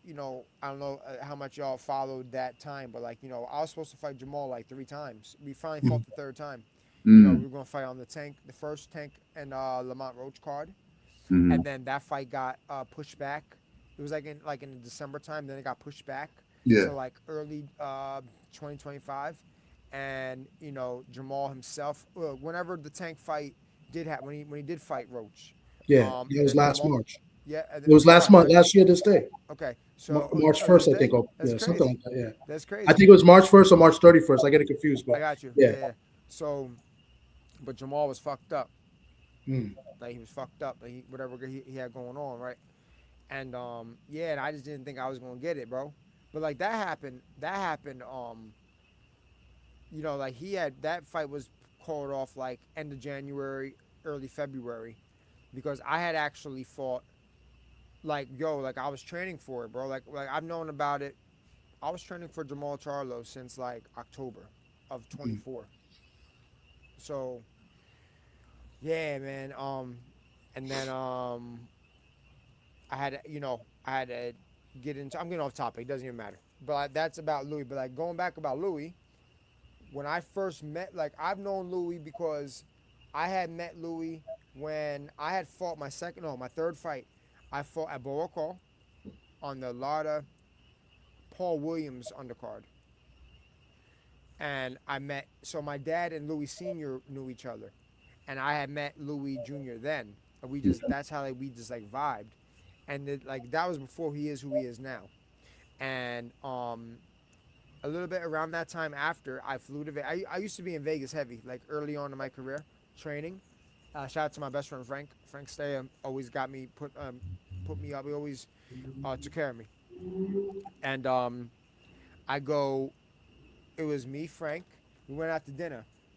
Because Frank was this one. So Frank works for Top Rank now, but when he first started, he was alongside Brad Goodman a lot. Brad Goodman's the matchmaker. Matchmaker, yeah. So we went out to dinner. Me, Brad's my heart too. I've known Brad for a while before that because of my dad. You know what I mean? They come to Atlantic City all the time. They always give us tickets. We're always chilling with them. It's great. Bruce Trampler. Um, it was me, Frank, Brad, Louie, okay, and Rick Reno. Rick, okay, from the ring. Okay? Versace. Yeah. That's called fucking luck. Mm. If there ain't nothing, that's luck. Mm-hmm. To have those three who, you know what I'm saying, especially Louis and Rick Reno of who they are today. Yeah. Yeah, it's like that was luck. Mm-hmm. And it's just that's just relationships. There's that. So, but to answer your question, why? Yeah, man, they changed my life financially multiple times, and they never lied to me. Always kept it real with me, and even still to this day, man. I mean, like I'm off, like right. But let's just say hypothetically, if I were to fight again, yeah, I'll be on PBC like that. I turned pro for Tom Brown, by the way. Like I turned pro for him. Mm-hmm. So like, I know all of them. Like they fucked with me for a while. I had an opportunity to sign with PBC when they first started, because not to be, I'm being honest, like they signed a slew of white guys. They wanted the white talent. To be honest, you know what I'm saying? And how did it? When did it turn black then? Because it seemed like no. But keep in mind, a lot of the white, like you remember a guy named Ryan Carl, or Carl Ryan or something. Okay, so like he was like a 140-pound interim champion, Texas kid. He fought like the kid, another white kid, John Magna. Caleb Plant, when they signed Caleb Plant out of it. You know what I'm saying? Who else? They signed a bunch of guys. So what happened to those guys if Caleb Plant was still around? Yeah, well, like John. They just didn't pan out, I guess. Yeah, they didn't pan out, bro. Ryan Carl had a good couple paydays. Mm-hmm. Like I said, he fought for. I think he fought Barrios. I think Barrios beat him for the title. Yeah, like it wasn't like these guys weren't whatever. You know what I'm saying? This was around the time like they signed Scooter, when they signed like I said, Caleb. Who else? Omar Douglas, Kyron Davis, Julian Williams. Mm-hmm. Like around that time. I mean, and me, I go and I opt to sign with fucking Russell Peltz, like an asshole. Damn. But it is what it is, man. It's, you know what I mean. But that just tells the relationships you build through the years, just with all of them, though. So, which is going to help. Which is going to, God willing, help your promotion. I hope so. So I mean, yeah. I mean, and look, bro, you just don't ever know. Like, okay, my boys, like, well, I just made a fight yesterday with MVP, Mike Lenardi. That's my dog. That's my dog because he was a manager of Shane Mosley. And Shane Mosley Jr. Shane Mosley Jr. You know what I'm saying? Not like the kid. Like And because he wanted me to fight him, I'm like, fuck, for how much? 20? Fuck no. No, like fuck you.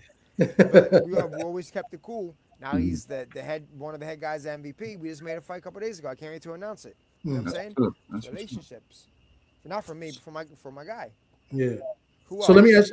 Yeah, bro. Of course. Let me ask you a question. So like you talk about the promotion, Rising Star promotion you're promoting, right? Yeah. So you talk about all these connections. So what do you see like Rising Star doing the next 5 years? Because you talk about being a club promoter, but like in 5 years, what do you see Rising Star Promotions? I love grassroots boxing because that's how I started. I don't want to change it. I just want to do it at a good elite level, high standards, high quality. You know what I'm saying? Where it's like I want to be a segue for the big promoters. I want the big promoters, the Matchrooms, the Top Rank, PBC, Golden Boy, Zuffa. I want them all to want to respect the fighters that I have should be signed, and Mhm. who respect the brand. Like, oh, these are high quality people dealing with a high quality, respectable person. It's gonna be good business. That's what I want to do. And yeah, man. And it's like let them have them. You know what I'm saying? I tell everybody, man. I think I want what's best for the fighter. You know what I'm saying? And if I can't get you there, I want to get you to who could get you there. Yeah. That don't mean I'm gonna break ties. Like, I'm still gonna have mines, right? Yeah, Like, yeah. I'm Oh still yeah, gonna oh have yeah, my most little. definitely. I'm Yeah, still I gonna gave have you my the all piece you. and shit. But like, I'm gonna get you there. But I'll get Yeah, you there. Okay. But I'll get you there. You yeah. want Um, to, so you, it's in a sense, you want to build champions as well. I do, bro. Like, I do, man. I do want to build a champion. I do, but I'm very cautious, bro, Mhm. because I have a huge heart. Mm-hmm. And you know what, man? It's like I do, but I gotta be real selective, bro, because can I be honest, bro? That Connor Ben situation going to Zuffa, it ruined my fucking day last week when that shit came out. Yeah. Seeing How's that, that? you know, seeing how much a person like Eddie Hearn did for you, and just did for you on a personal level, and Yeah. stuck by your side, and business is business, right? Like, and Mhm. the contract was over, I guess, right? And but just how he handled things, how Connor handled things, it just goes to really show, man, that Yeah. like motherfuckers don't care, bro. So It's a dirtbag business. if it is, Everybody got their agendas, man. everybody Yeah. does have an agenda, and that's cool. Yeah. But that's Sometimes just you don't know what. Yeah. you know what I'm saying. So that's why, like, now it's funny. I made a joke. I was like, "Yo, Tony, the attorney, Monday contracts with all my brothers." All my brothers I be putting on, yeah, you signed. If not, yeah, you sign or fly, bitch. Yeah. So to answer your question, I do, but like I put a lot into people, and then, like, when it comes time, bro, I'm scared of when that time comes, when you get them there and it's time to break bread. It's like alligator arms Yeah. or something, or like they're not trying to pay or something. Mm. I'm scared of that, bro. Yeah. So that's why, and then so I'm stuck between a rock and a hard place, because then it's like when you put a paper in front of them for real, Mhm. and they're like, they don't want to sign it. What am I going to do? What am I supposed to do? Yeah. I got to stand on mines, because Yeah. then it's like, then I'm going to be taken advantage of. Mhm. You're right. So I do want to build, yeah, man, I do, but like, Well, we know two fighters on your card. The card coming up, and I personally, in my personal opinion, there's a little bias, but I think they're going to be future champions. So But they I'll will. tell, I don't know. I know one is signed. I'm not sure about the other one. Ofacio Falcon and Keith Cologne. So I don't know if they're both. I know Ofacio signed. I don't know if Keith is in Michigan, but I think those are two guys that are future champions right there. Yeah. yeah, man, Keith's not signed. Keith is extremely talented. Um, he's extremely talented. He's been very active for his age. You know what I'm saying? He had his second fight for me on a card, the first show I ever did at Prudential Center in October of 24, Mhm. October 12th, I think. And yeah, man, and he just blossomed. You know what I'm Yeah. saying? So like, that's dope. Um, he's gonna go on and do future things. He's definitely a future champion. He's a rising star. And Facio, man, yeah, right. He just got something. He got something about him, bro. Like, yo, we got connected. Um, it was a simple conversation. He came to one of the cards. Him and his coach Mac. You know what I'm saying? And we just hit it off, bro. And then they're just easy to deal with. They get it. They're understanding, bro. Like, they're Mhm. understanding. They Yeah. No, you could Fasho's a tell. good guy. Yeah. Yeah, like, you could tell, like, there's a vibe. You know what I mean? Like, he's real understanding, and he's the type of people that I like to deal with. Yeah. Him and his team, because we come to a common ground. We discuss everything internally as a team.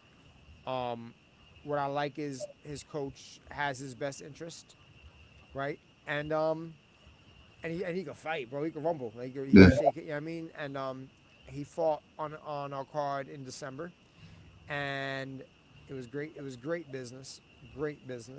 And a couple weeks after that, maybe like maybe yeah, like 2-3 weeks after that, we get on the phone and like, yo, the deal was done like on that call. Mm. It was done. It Yeah. was crazy, and yeah, it was great. So um, I'm excited about Facio. He's in a great division. You know what I mean? At 130, it's he's not like there yet, right? And he'll Yeah. admit that. I mean, baby steps, but Mhm. he's a good example of somebody that trusts, in my opinion, of like, yo, and my advice, yo, this is how we do it, and this is what it will take, and whatever. And yeah, man, and we get it done. We get it Okay. done. But yeah, no, Keith is not. He's just on the show. He's from Newark. Yeah. He's part of the Newark fighters. You know what I'm saying? So Mhm. you gotta have some Newark flavor. Yeah. And yeah, man. So Okay. And if there's a female fighter, I don't know if she's signed with you, that she's on the card as well. And I've seen her I've seen her, I think the last Prudential card she was in. Dominican fighter, Lissandra Contreras, I think. yeah, Is she signed with you? Mhm. She Yeah, has she man. has potential. She does She's have good. potential. So Yeah. it's funny.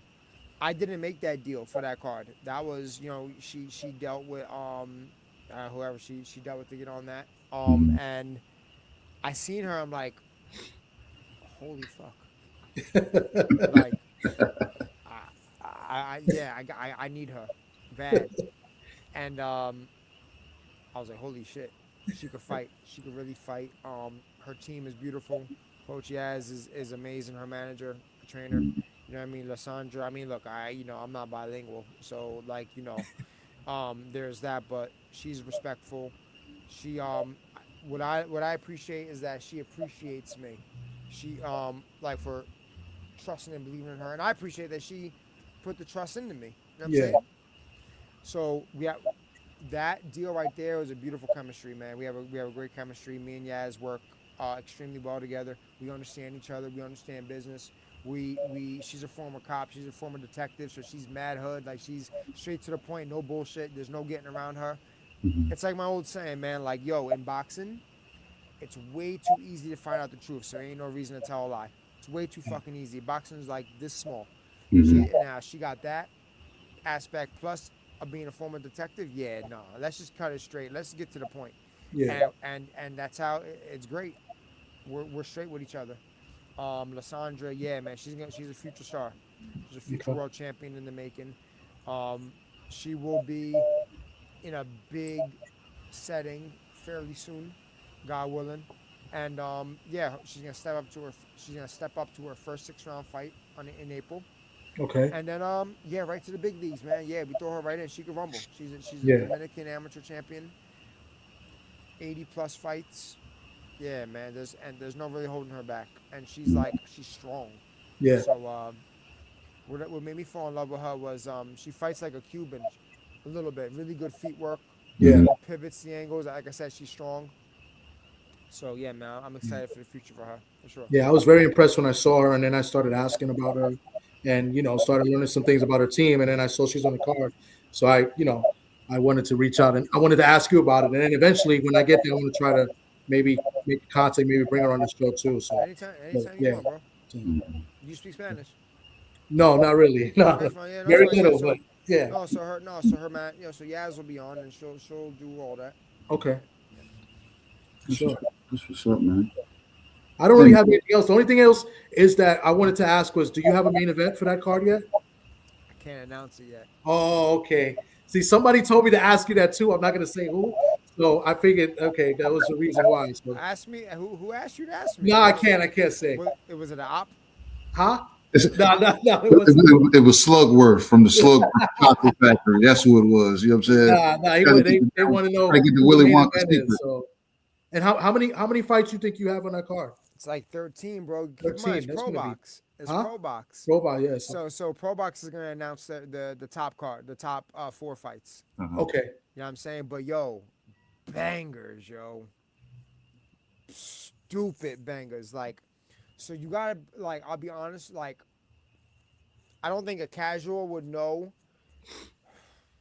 Yeah, I definitely don't think a casual would know the main event. Um, would they know the co? Probably not. It's a Brazilian, a gold medalist.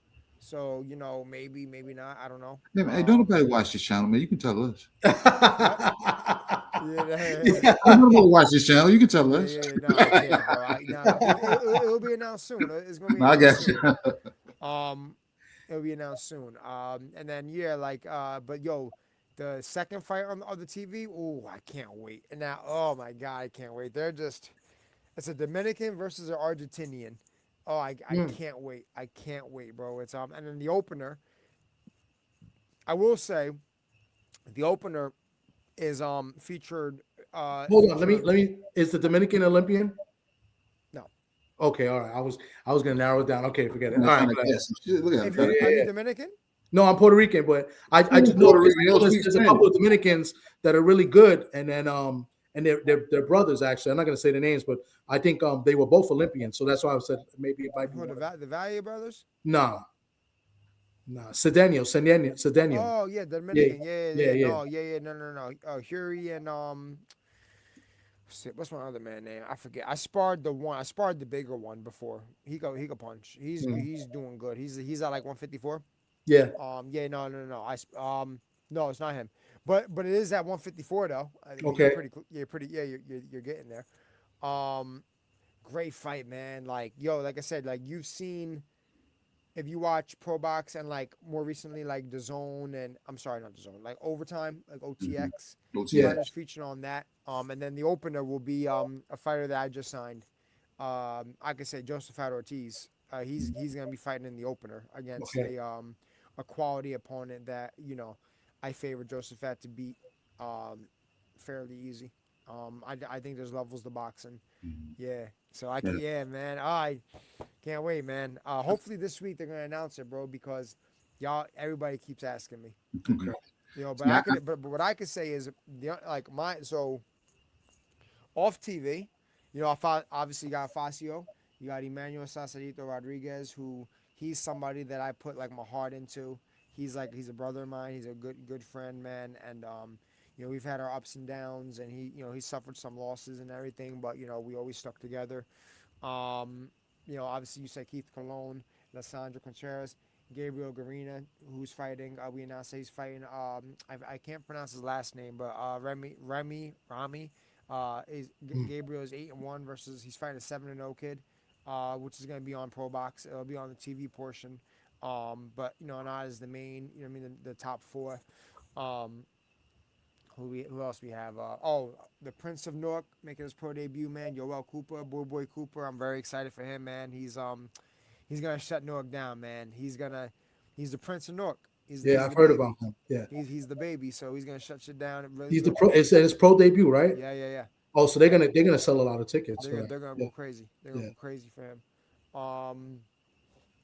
I already had to put a hold on one ticket through Facio, so I gotta I already got a ticket coming in for me, but he's selling tickets for you already. Yeah, no, he's no. I mean, Facio is a big seller. You know what I'm saying? Yeah. So then you got Elijah Gonzalez, kid from Brooklyn. You know what I mean? Young kid, good kid, 3-0. Good fight in a 6-rounder. Kevin Asmat versus Jason Castellon. Asmat is like 6-5. Jason's 2-1. When you get those two type of records to fight each other, it's like those are usually the best fights. Yeah. In a good 6-rounder, man. You got North Jersey, you got North Bergen versus Brooklyn. You know what I'm saying? And then we're gonna be announcing tomorrow that a fighter with Mayweather Promotions is gonna be fighting on the card. It's pretty dope. Okay. Really, really dope. As well as I can't forget Top Rank is having Emmanuel Chance on the card. Okay. So yeah, man, just a great lineup, bro. That's good. Yeah. I've seen his brother. I spoke to his brother. I interviewed his brother. Wheezy? Yeah. He won like a regional title in Westchester County. Yep. So yeah, man, it's a great show, man. It's gonna be a long night of boxing, And yeah, man, but that's what we gotta do. So we That's have to April do, 10th, man. right? It's what we. Yep. It's April 10th, yeah, man. And then Pro Box they also have a card with my little cousin Vito is fighting Saturday in Atlantic City at Bobo Call. Yeah. His fourth undefeated guy in a row. Can't make that shit up. His first fight with Sampson, yeah, man. So I'm really happy for him. Proud of him, man. And boxing's banging, bro, in Jersey. Boxing's doing some shit, but they can't. No other promoters fucking with me. What we do, bro. Yeah.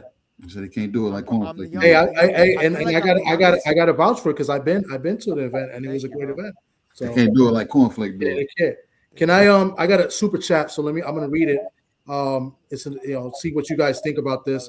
Shout out to my B3 Picks with the $5 super chat. Good fight. He asked, what's your thoughts on Berlanga versus Chris Eubank Jr. at 168? I love it. Really good fight. Interesting. Really interesting. I think the only thing I just don't want it to be like a scare fest. They're both coming off of bad losses. Yeah. Right? I will probably favor Eubank based on the experience to outbox him. That's probably crazy. But Berlanga could punch. Obviously, there's no secret in that. But Eubank being at 168, he got that extra weight with him, that extra 8 pounds. You don't got to cut. He's fighting at the higher level. Yeah. Berlanga fought one high-level guy. You know what I mean? And he went the distance, and he lost every second of the fight. You know what I'm saying? He celebrated though, man. He won on the inside. He won on the inside. Celebrations, like what? On the inside, I won. I guess. So, yeah, man. Chris obviously has been in some bigger fights, bigger moments. Moments are the thing, bro. Like that's a thing. Like that's like a real thing. Like I said, Berlanga been through one, which is great, by the way. Like shit. He lasted. I mean, I don't like the the doctors or the ref, whoever stopped the Charlo fight. But like he went all 12 in a big moment. That shit matters, you know what I'm saying? But Chris has like been there. Like he's a big star because of his dad. Yeah. So it's like he had like all the attention, so he's used to that. You know what I'm saying? Yeah. Long story short, yeah, I'm gonna go with Eubank, outboxing him, picking him apart. Yeah, I think I'm good with that. But without contradicting, I wouldn't be surprised if Berlanga gets him, like stops him though. Yeah. Catches him, yeah. This is a must-win for both. Pretty much more for Berlanga, if anything. 100%. Yeah. 100%. But well, really, I'm over for Eubank too. He's like 37 years old, 36 years old. He's on the way out, man. Yeah, he's on the way out. Yeah, but like, Berlanga still. But how many more fights could he make the money that he's gonna demand? You know what I mean? And like being those big fights, you know what I mean? Like how many more? Like who else? Let's just say he doesn't get past a Berlanga. What the fuck is he gonna do? Yeah, exactly. You know what is he gonna do? Yeah. But now Berlanga, I mean, maybe the same thing, but I mean, might be a confidence booster for Berlanga Berlanga. got the age though. Yeah, it'll be a confidence booster for him. I beat Chris Eubank. Supposed better boxer than me. Great win. No, it'll be a great win. Yeah, great win. That's why it's a great fight though. I think it's a great fight. I think it's a great fight at the right time. Yeah. Sink or like sink or swim. And Berlanga's had some time off, right? He hasn't fought since that loss. It was in July. He's had too much time. Too much. From the Shiraz fight, right? Yeah. That was bad though, bro. That was bad. It was there. It was there. Yeah. That was nasty. In my opinion, he didn't look right walking to the ring. He might have had a bad, weight cut or something. He didn't look right even walking to the ring, in my opinion. But really, who knows? Yeah. Well, Shiraz is a fucking beast, though. You can't take that away. Like, I mean, that was a good win for him. But I mean, the Adamus fight was kind of like He lost that fight and he got a gift draw. I think Shiraz is just more comfortable with being heavier. Yeah, moving up. He moved up away from. I think he was more comfortable there because being at 60, you know what I'm saying. I'm not saying he wasn't strong there. I just think he felt more comfortable at 68 because he's about 7 feet tall. So I mean, yeah, getting down to 160, that's hard. I'm 6'1", and that I mean I'm tall. Getting down to 60 for me, that's a no go. No more. Yeah, fuck that. You got anything else, Thomas? No, I mean, what do I do to get a credential for this, man? Do I speak to you or do I go through Prudential Center? Yeah, so everything has to go through Prudential Center. Prudential Center, all right. They sent me the email. I just hasn't filled it out yet. So Talk to you go first. Through all that. Nah, go through all that because they're very like strict with all that shit, man. And yeah, man, like I think the other good thing, how I used to be though, I used to have my hands in everything because like you had to, and you had to for multiple reasons because cost effective, and to learn the ropes. Like I gotta know every aspect of my shit, right? Like so. Yeah. But the one thing that like I'm like I won't get involved with PR. I won't get involved with credentials. I won't get because I rather just focus on like I said, like let's promote. I want to like promote. I was a fighter. I want to be promoted, bro. There's nothing more that I miss than the fight week action, the love that I got when I fought. I'll just go more recent back to like my last big fight with Jamal. Huge name. Biggest name, probably bigger than all 46 prior opponents that I had. One after. You know what I mean? Like 45 opponents I had prior. You know what I'm saying? I missed that. So I want to give that to my like, you know what I mean? The people, like I want to show the people who are on my shows that like, I give a fuck. You know what I'm saying? So yeah, I think that's another good important thing, man. I ain't gonna be doing no credentials. Yeah, I got you. No, I just said, let me. No. It could be. I'm not doing no matchmaking. Yeah. I'm not doing nada. Fuck that, bro. Fuck that, because it's like, and I get why people always talk about the business of boxing is worse. I'd rather fight. No, you won't. You would say the same shit if you was getting punched upside your head, man. Do you do the matchmaker? He's from Brooklyn. Do you do? I think he did the last one. Oh my God, what is his name? Oh, it's killing me. Ray, is it Ray? Ray Campbell. Yeah, so I love Ray. Yeah. But Ray never did. Ray never worked. He never worked with me. Okay. Ray never worked with me. My matchmaker is Mike Walters. Okay. I'm low key. All right, so low key, I am involved with some sort of the matchmaking, but on like the top card, like the I will never put a card together unless I have like at least the top 2, maybe 3. That 3 would be a blessing. 4 is outrageous, like a top 4 fight done. You know what I'm saying? Because like, you want to promote something. Yeah. So there's a who, what, when, where, and how factor. Sometimes you need to promote a fighter. Afacio, I'm promoting him as the fighter. Right? Gabe Garina, I'm promoting the fight because he's fighting a 7-0 kid. There's a difference. Yeah. The fighter, or you promote the fight. You feel me? So yeah, that makes sense.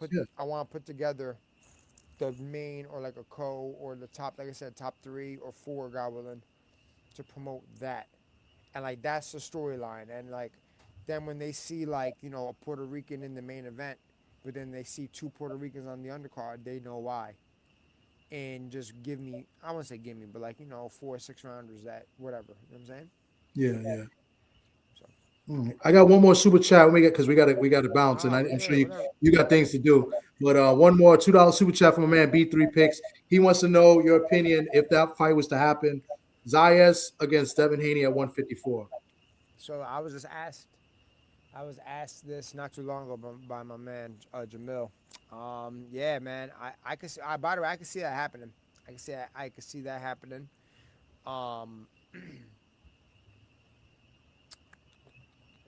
Really good fight.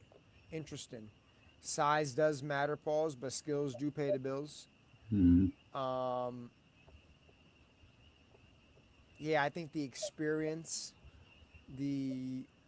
at the highest level, like Xander's a unified champion. but like that just happened like Yeah. 4 minutes ago. Devin's been at that level for umpteen years, right? Um, so I think that you know what I mean. I think that will play into effect. I don't think Devin is a small person, so 54 might be he'll be the smaller guy obviously, but you know what I mean like how much of a disadvantage will it really be? And I think if you just really add all that up, and you got to favor Devin. You know what I mean? You got to favor Devin to win, right? But it's funny because like I said one thing to Mill in a private interview, but then I was doing a joint talk with Greg Hackett, my old head Greg, and he was speaking some sense, and I forget what he was saying, where I kind of like leered toward, oh, okay, yeah, Greg making some sense. I think it's a great fight, man. I do see Devin winning, based off of experience, the youth as well. He's still young. I mean, Xander's younger, but and I just think the moment, you know what I mean, we'll get to Xander, although he had thousands of people in Puerto Rico for the Abras fight. It's a different level, man. It's a different, like, all that shit matters. It's the little things that matter. You know what I'm saying? And a fun fact, Devin already beat somebody that Xander's coach trained, which was George Kambosos. Mhm. So already, like, I mean, it's like the coach isn't gonna figure it out. You know what I mean? Because Yeah. Devin only got better. Yeah. So Kambosos won, I believe. Yeah. So my pick is Devin. Okay. But really good fight. That's a good point about the trainer having coached Kambosos and Devin already beat him. That's a good. I ain't never held George Kambosos in no high regard. He was a one-hit wonder. You're right. Yeah. I mean, you're right. Because everybody else after that, it was just you got stop, questionable. George ain't do shit since then. I know. So yeah, man, but he do got that win. Forever and a day, he'll have that win. And he had him asking himself at the end of the fight, "Do I still got it? That's true. Do I still got it?" I was like, "Damn." Yeah, man. So but they were getting ready for Devin. Devin, bless you. Thank you. Devin only had at that point one major win, which was it was probably still his best win till this day, with Lomachenko. Right? So it's like, listen, you just still, you prep for somebody and he lost. So Devin won, so it is what it is.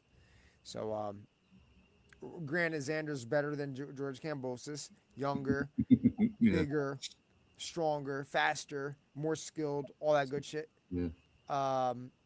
Different style completely. I still got Devin though. I just think I'm giving you shit. I actually favor, Devin in that fight also. You know what I'm saying? Yeah. Because I don't think and we said it earlier about power and stuff. I just don't think Xander has enough in those gloves right now. No? Yeah. Yeah, I don't think he got enough crack in those gloves now. Because I think it's hard for him to make weight. I think it's hard for him getting down to 54. Mm-hmm. For sure. So, while I think, it could happen, you know what I mean? I wouldn't be surprised of Xander going up to 60. Mm-hmm. You know what I'm saying? I think they're going to hide behind the whole weight thing. Do we know who his mandatory is for his WBA? It's Boots. His name is Jerron Ennis. Yeah. He ain't gonna go nowhere fucking near that work. So Boots, as I said jokingly, Boots, that's my guy. That's we done business together on some shows before. It's my guy. He's gonna become a 2-time world champion through a fucking email again. I believe that. I think Xander's giving them belts up, and it is what it is. Wow. You know who Xander's gonna have to fight at 60? He's gonna have to fight Floyd Mayweather. Who? Floyd Mayweather, man. Oh, what? Floyd got the pro itch, man. He said after you fight Mike, you know what I'm saying, he checking off, you know what I'm saying, to get back in the ring to get the pro. He fighting Pacquiao. And he not gonna fight at 47 because I don't look because who's at 47 that he would actually fight and can he make 47? He ain't gonna fight at 54 with a shark set. 60 is almost quiet. Hey, the fight to make at 160 for Xander would be Adames. You got Puerto Rico versus Dominican Republic. That's a damn good fight, That's right? the fight to make. Huge fight. Yeah. But what do you call it? No, Mayweather's fighting Pacquiao. It's already Yeah, done. it's September. Yeah. Man, Pacquiao's not gonna make it past damn Promotional, the Siberian Rocky. Yeah. So it's not gonna. Yeah, he's not fighting him. He's not gonna make I it. think there's a little silent agreement. It's an exhibition, man. They got an agreement. Man, that dude's gonna beat him to the point that Pacquiao wife is gonna say no. I think in their heyday when Provodnikov was that guy, Yeah, he had got Pacquiao. Provodnikov was a dog. That man. was rough. That was rough work, bro. Yeah, That was rough fucking work. it's a dog. So yeah, he gotta make it out of that exhibition. I'll give you that. But Floyd's going with Mike. Man, he gonna beat the shit out of Mike. You looking at Mike? Mike Tripp good getting into the ring. That's Mike. Oh, Mike. Oh, shit. Oh. Yeah, Mike, chill the fuck that's out. That's the first 30 seconds of the fight. There's going to be some type of script for that one. Some kind of what? Because I don't think Mike really likes Floyd, to be honest. Can you imagine?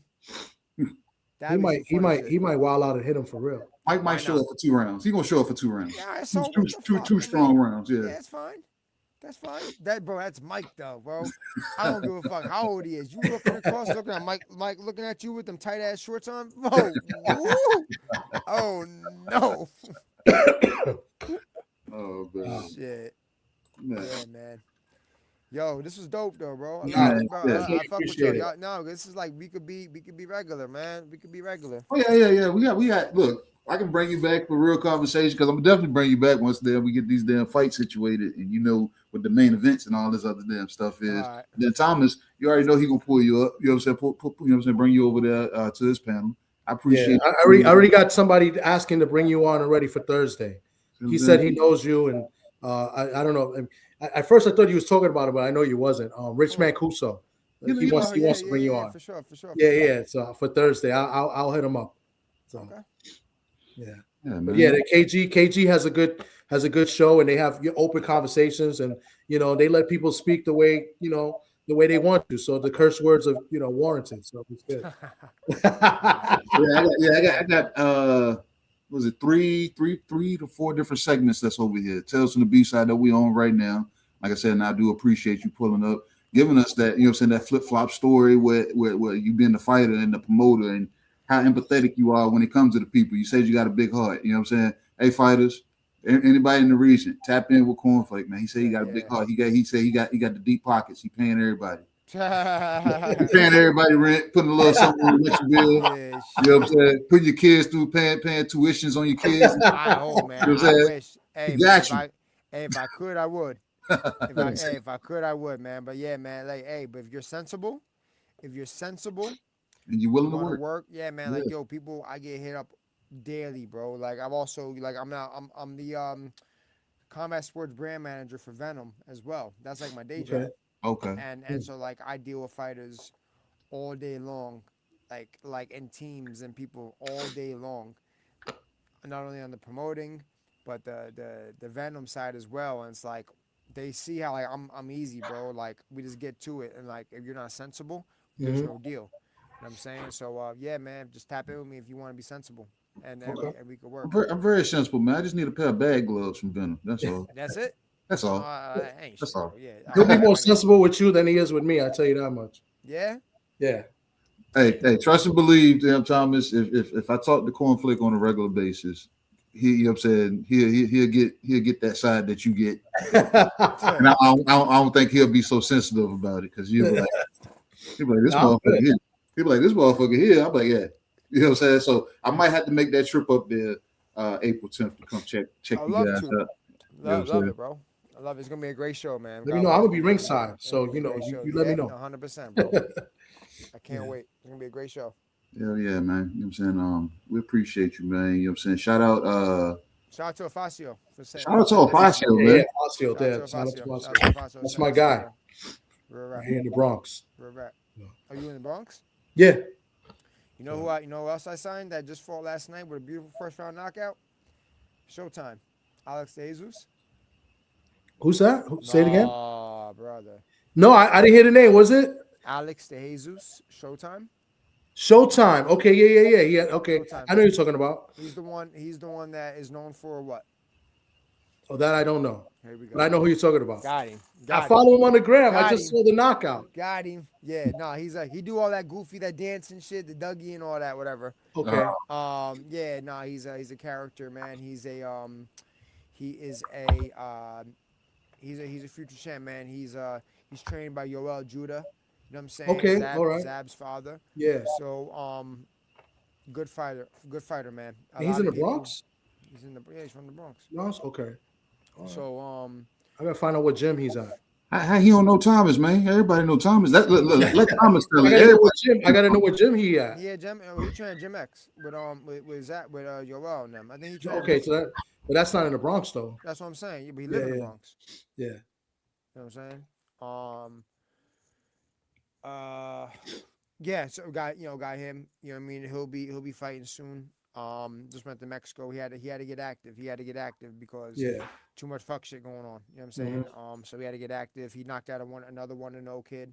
So it was 1-0 versus 1-0. Like that's what I love. He's not pussy. He's like he went right to it. Yeah. You know what I'm saying?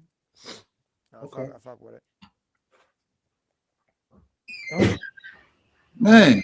That's dope, man. I appreciate you, Cornflake. Beyond dope, man. This is dope. Ran down on? Yeah, no, that's fine. I don't know if he's getting ran down. I know. No. Somebody just bought me a plate of food. I was like, oh shit. I'm looking at it right there, it's sitting right here. Yeah. So no, but I do, man. I really do appreciate this, man. And I do look to spin the block and bring you on real conversations with KG. We can, you know what I'm saying, actually shoot the shit for real and just talk about them current boxing. We talk PEDs. We can talk a little bit of everything, man. You know what I'm saying? But we'll put a pin in this, and you know what I'm saying, and everybody that's watching, man. You know what I'm saying? Shout out to Thomas Cornflake LaManna. Thank you, bro. You know what I'm saying? Of Rising Star Promotions, man. Thank you. Really, yeah, man. This been great, man. And like I said, with us already knowing Ofacio and me having the respect that I have for Ofacio, and Thomas knows that I like his boxing mind. I like the fact that he fights and he actually just keeps up with boxing as a whole. You know what I'm saying? And you that's where you guys unspokenly probably clicked that, because you got the same sentiments. Like the way your mind actually operates, you still think as a fighter, but then now I got the business side that I actually tie it all together, and you've created yourself as a hybrid promoter, because all promoters ain't tapping back to fighters like that, being, you know what I'm saying, so concerning as to actually what they're going through, because you went through it. Because you can see a guy, you be like, hey, don't worry about it, man. You can do like what Louis the Cupid did with you. I got you. Yeah, man. Listen, everybody deserves an opportunity, man. Everybody deserves an opportunity. They're entitled to an opportunity. And nobody's perfect, man. There's nothing wrong with multiple opportunities and coming back for more. You know what I'm saying? There's that. You know what I'm saying? Like I said, bro, we're gonna revert back to the same thing. Let's just be sensible. Be sensible, man. Yeah. And we'll get it done. And might not be now, might not be tomorrow, but we're gonna get it done, bro. And I live by that every day, man. When we'll always figure it out. As my man, my best friend, he's no longer here with me. Paul Bamba. Figure it the fuck out, man. Figure it the fuck out. Let's figure it the fuck out. Yep. So that's what we're gonna do.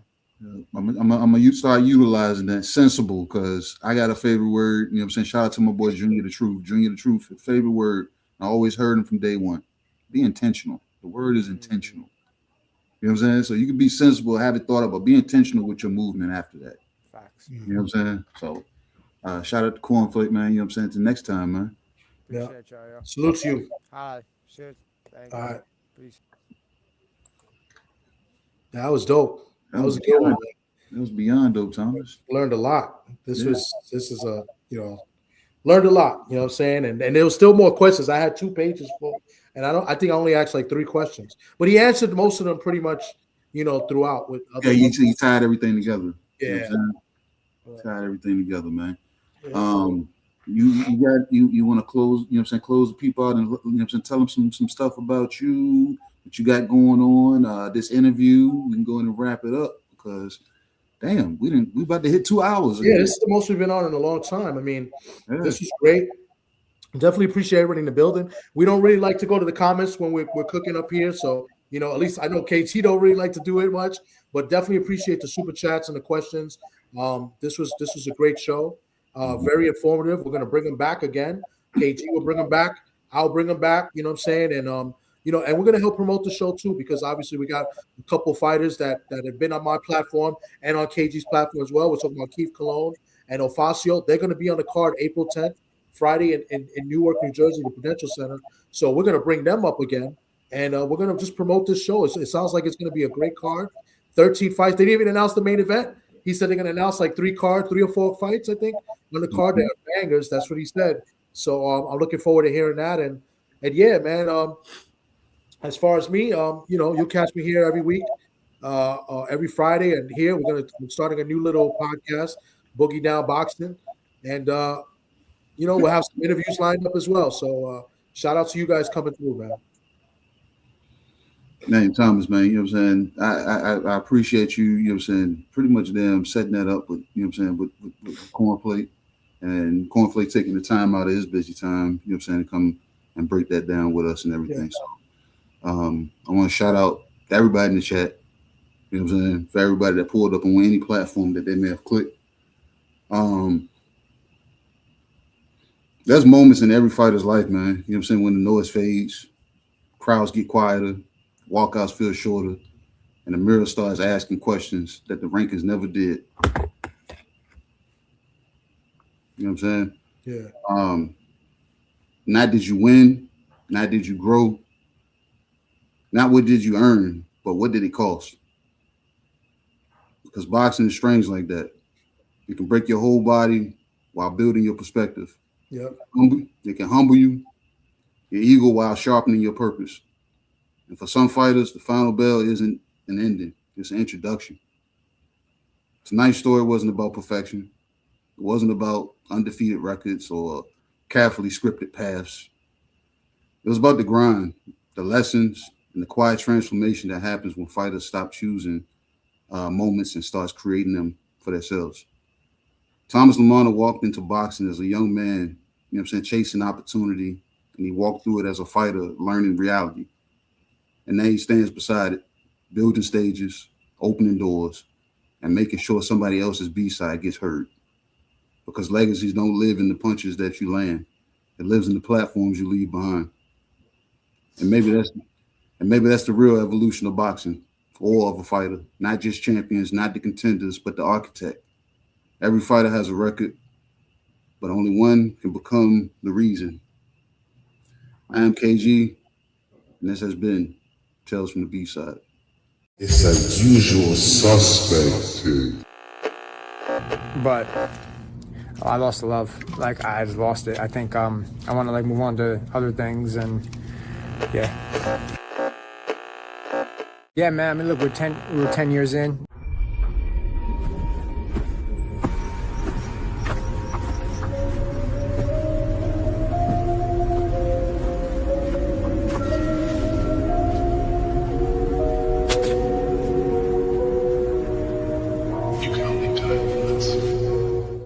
It's a usual suspect thing.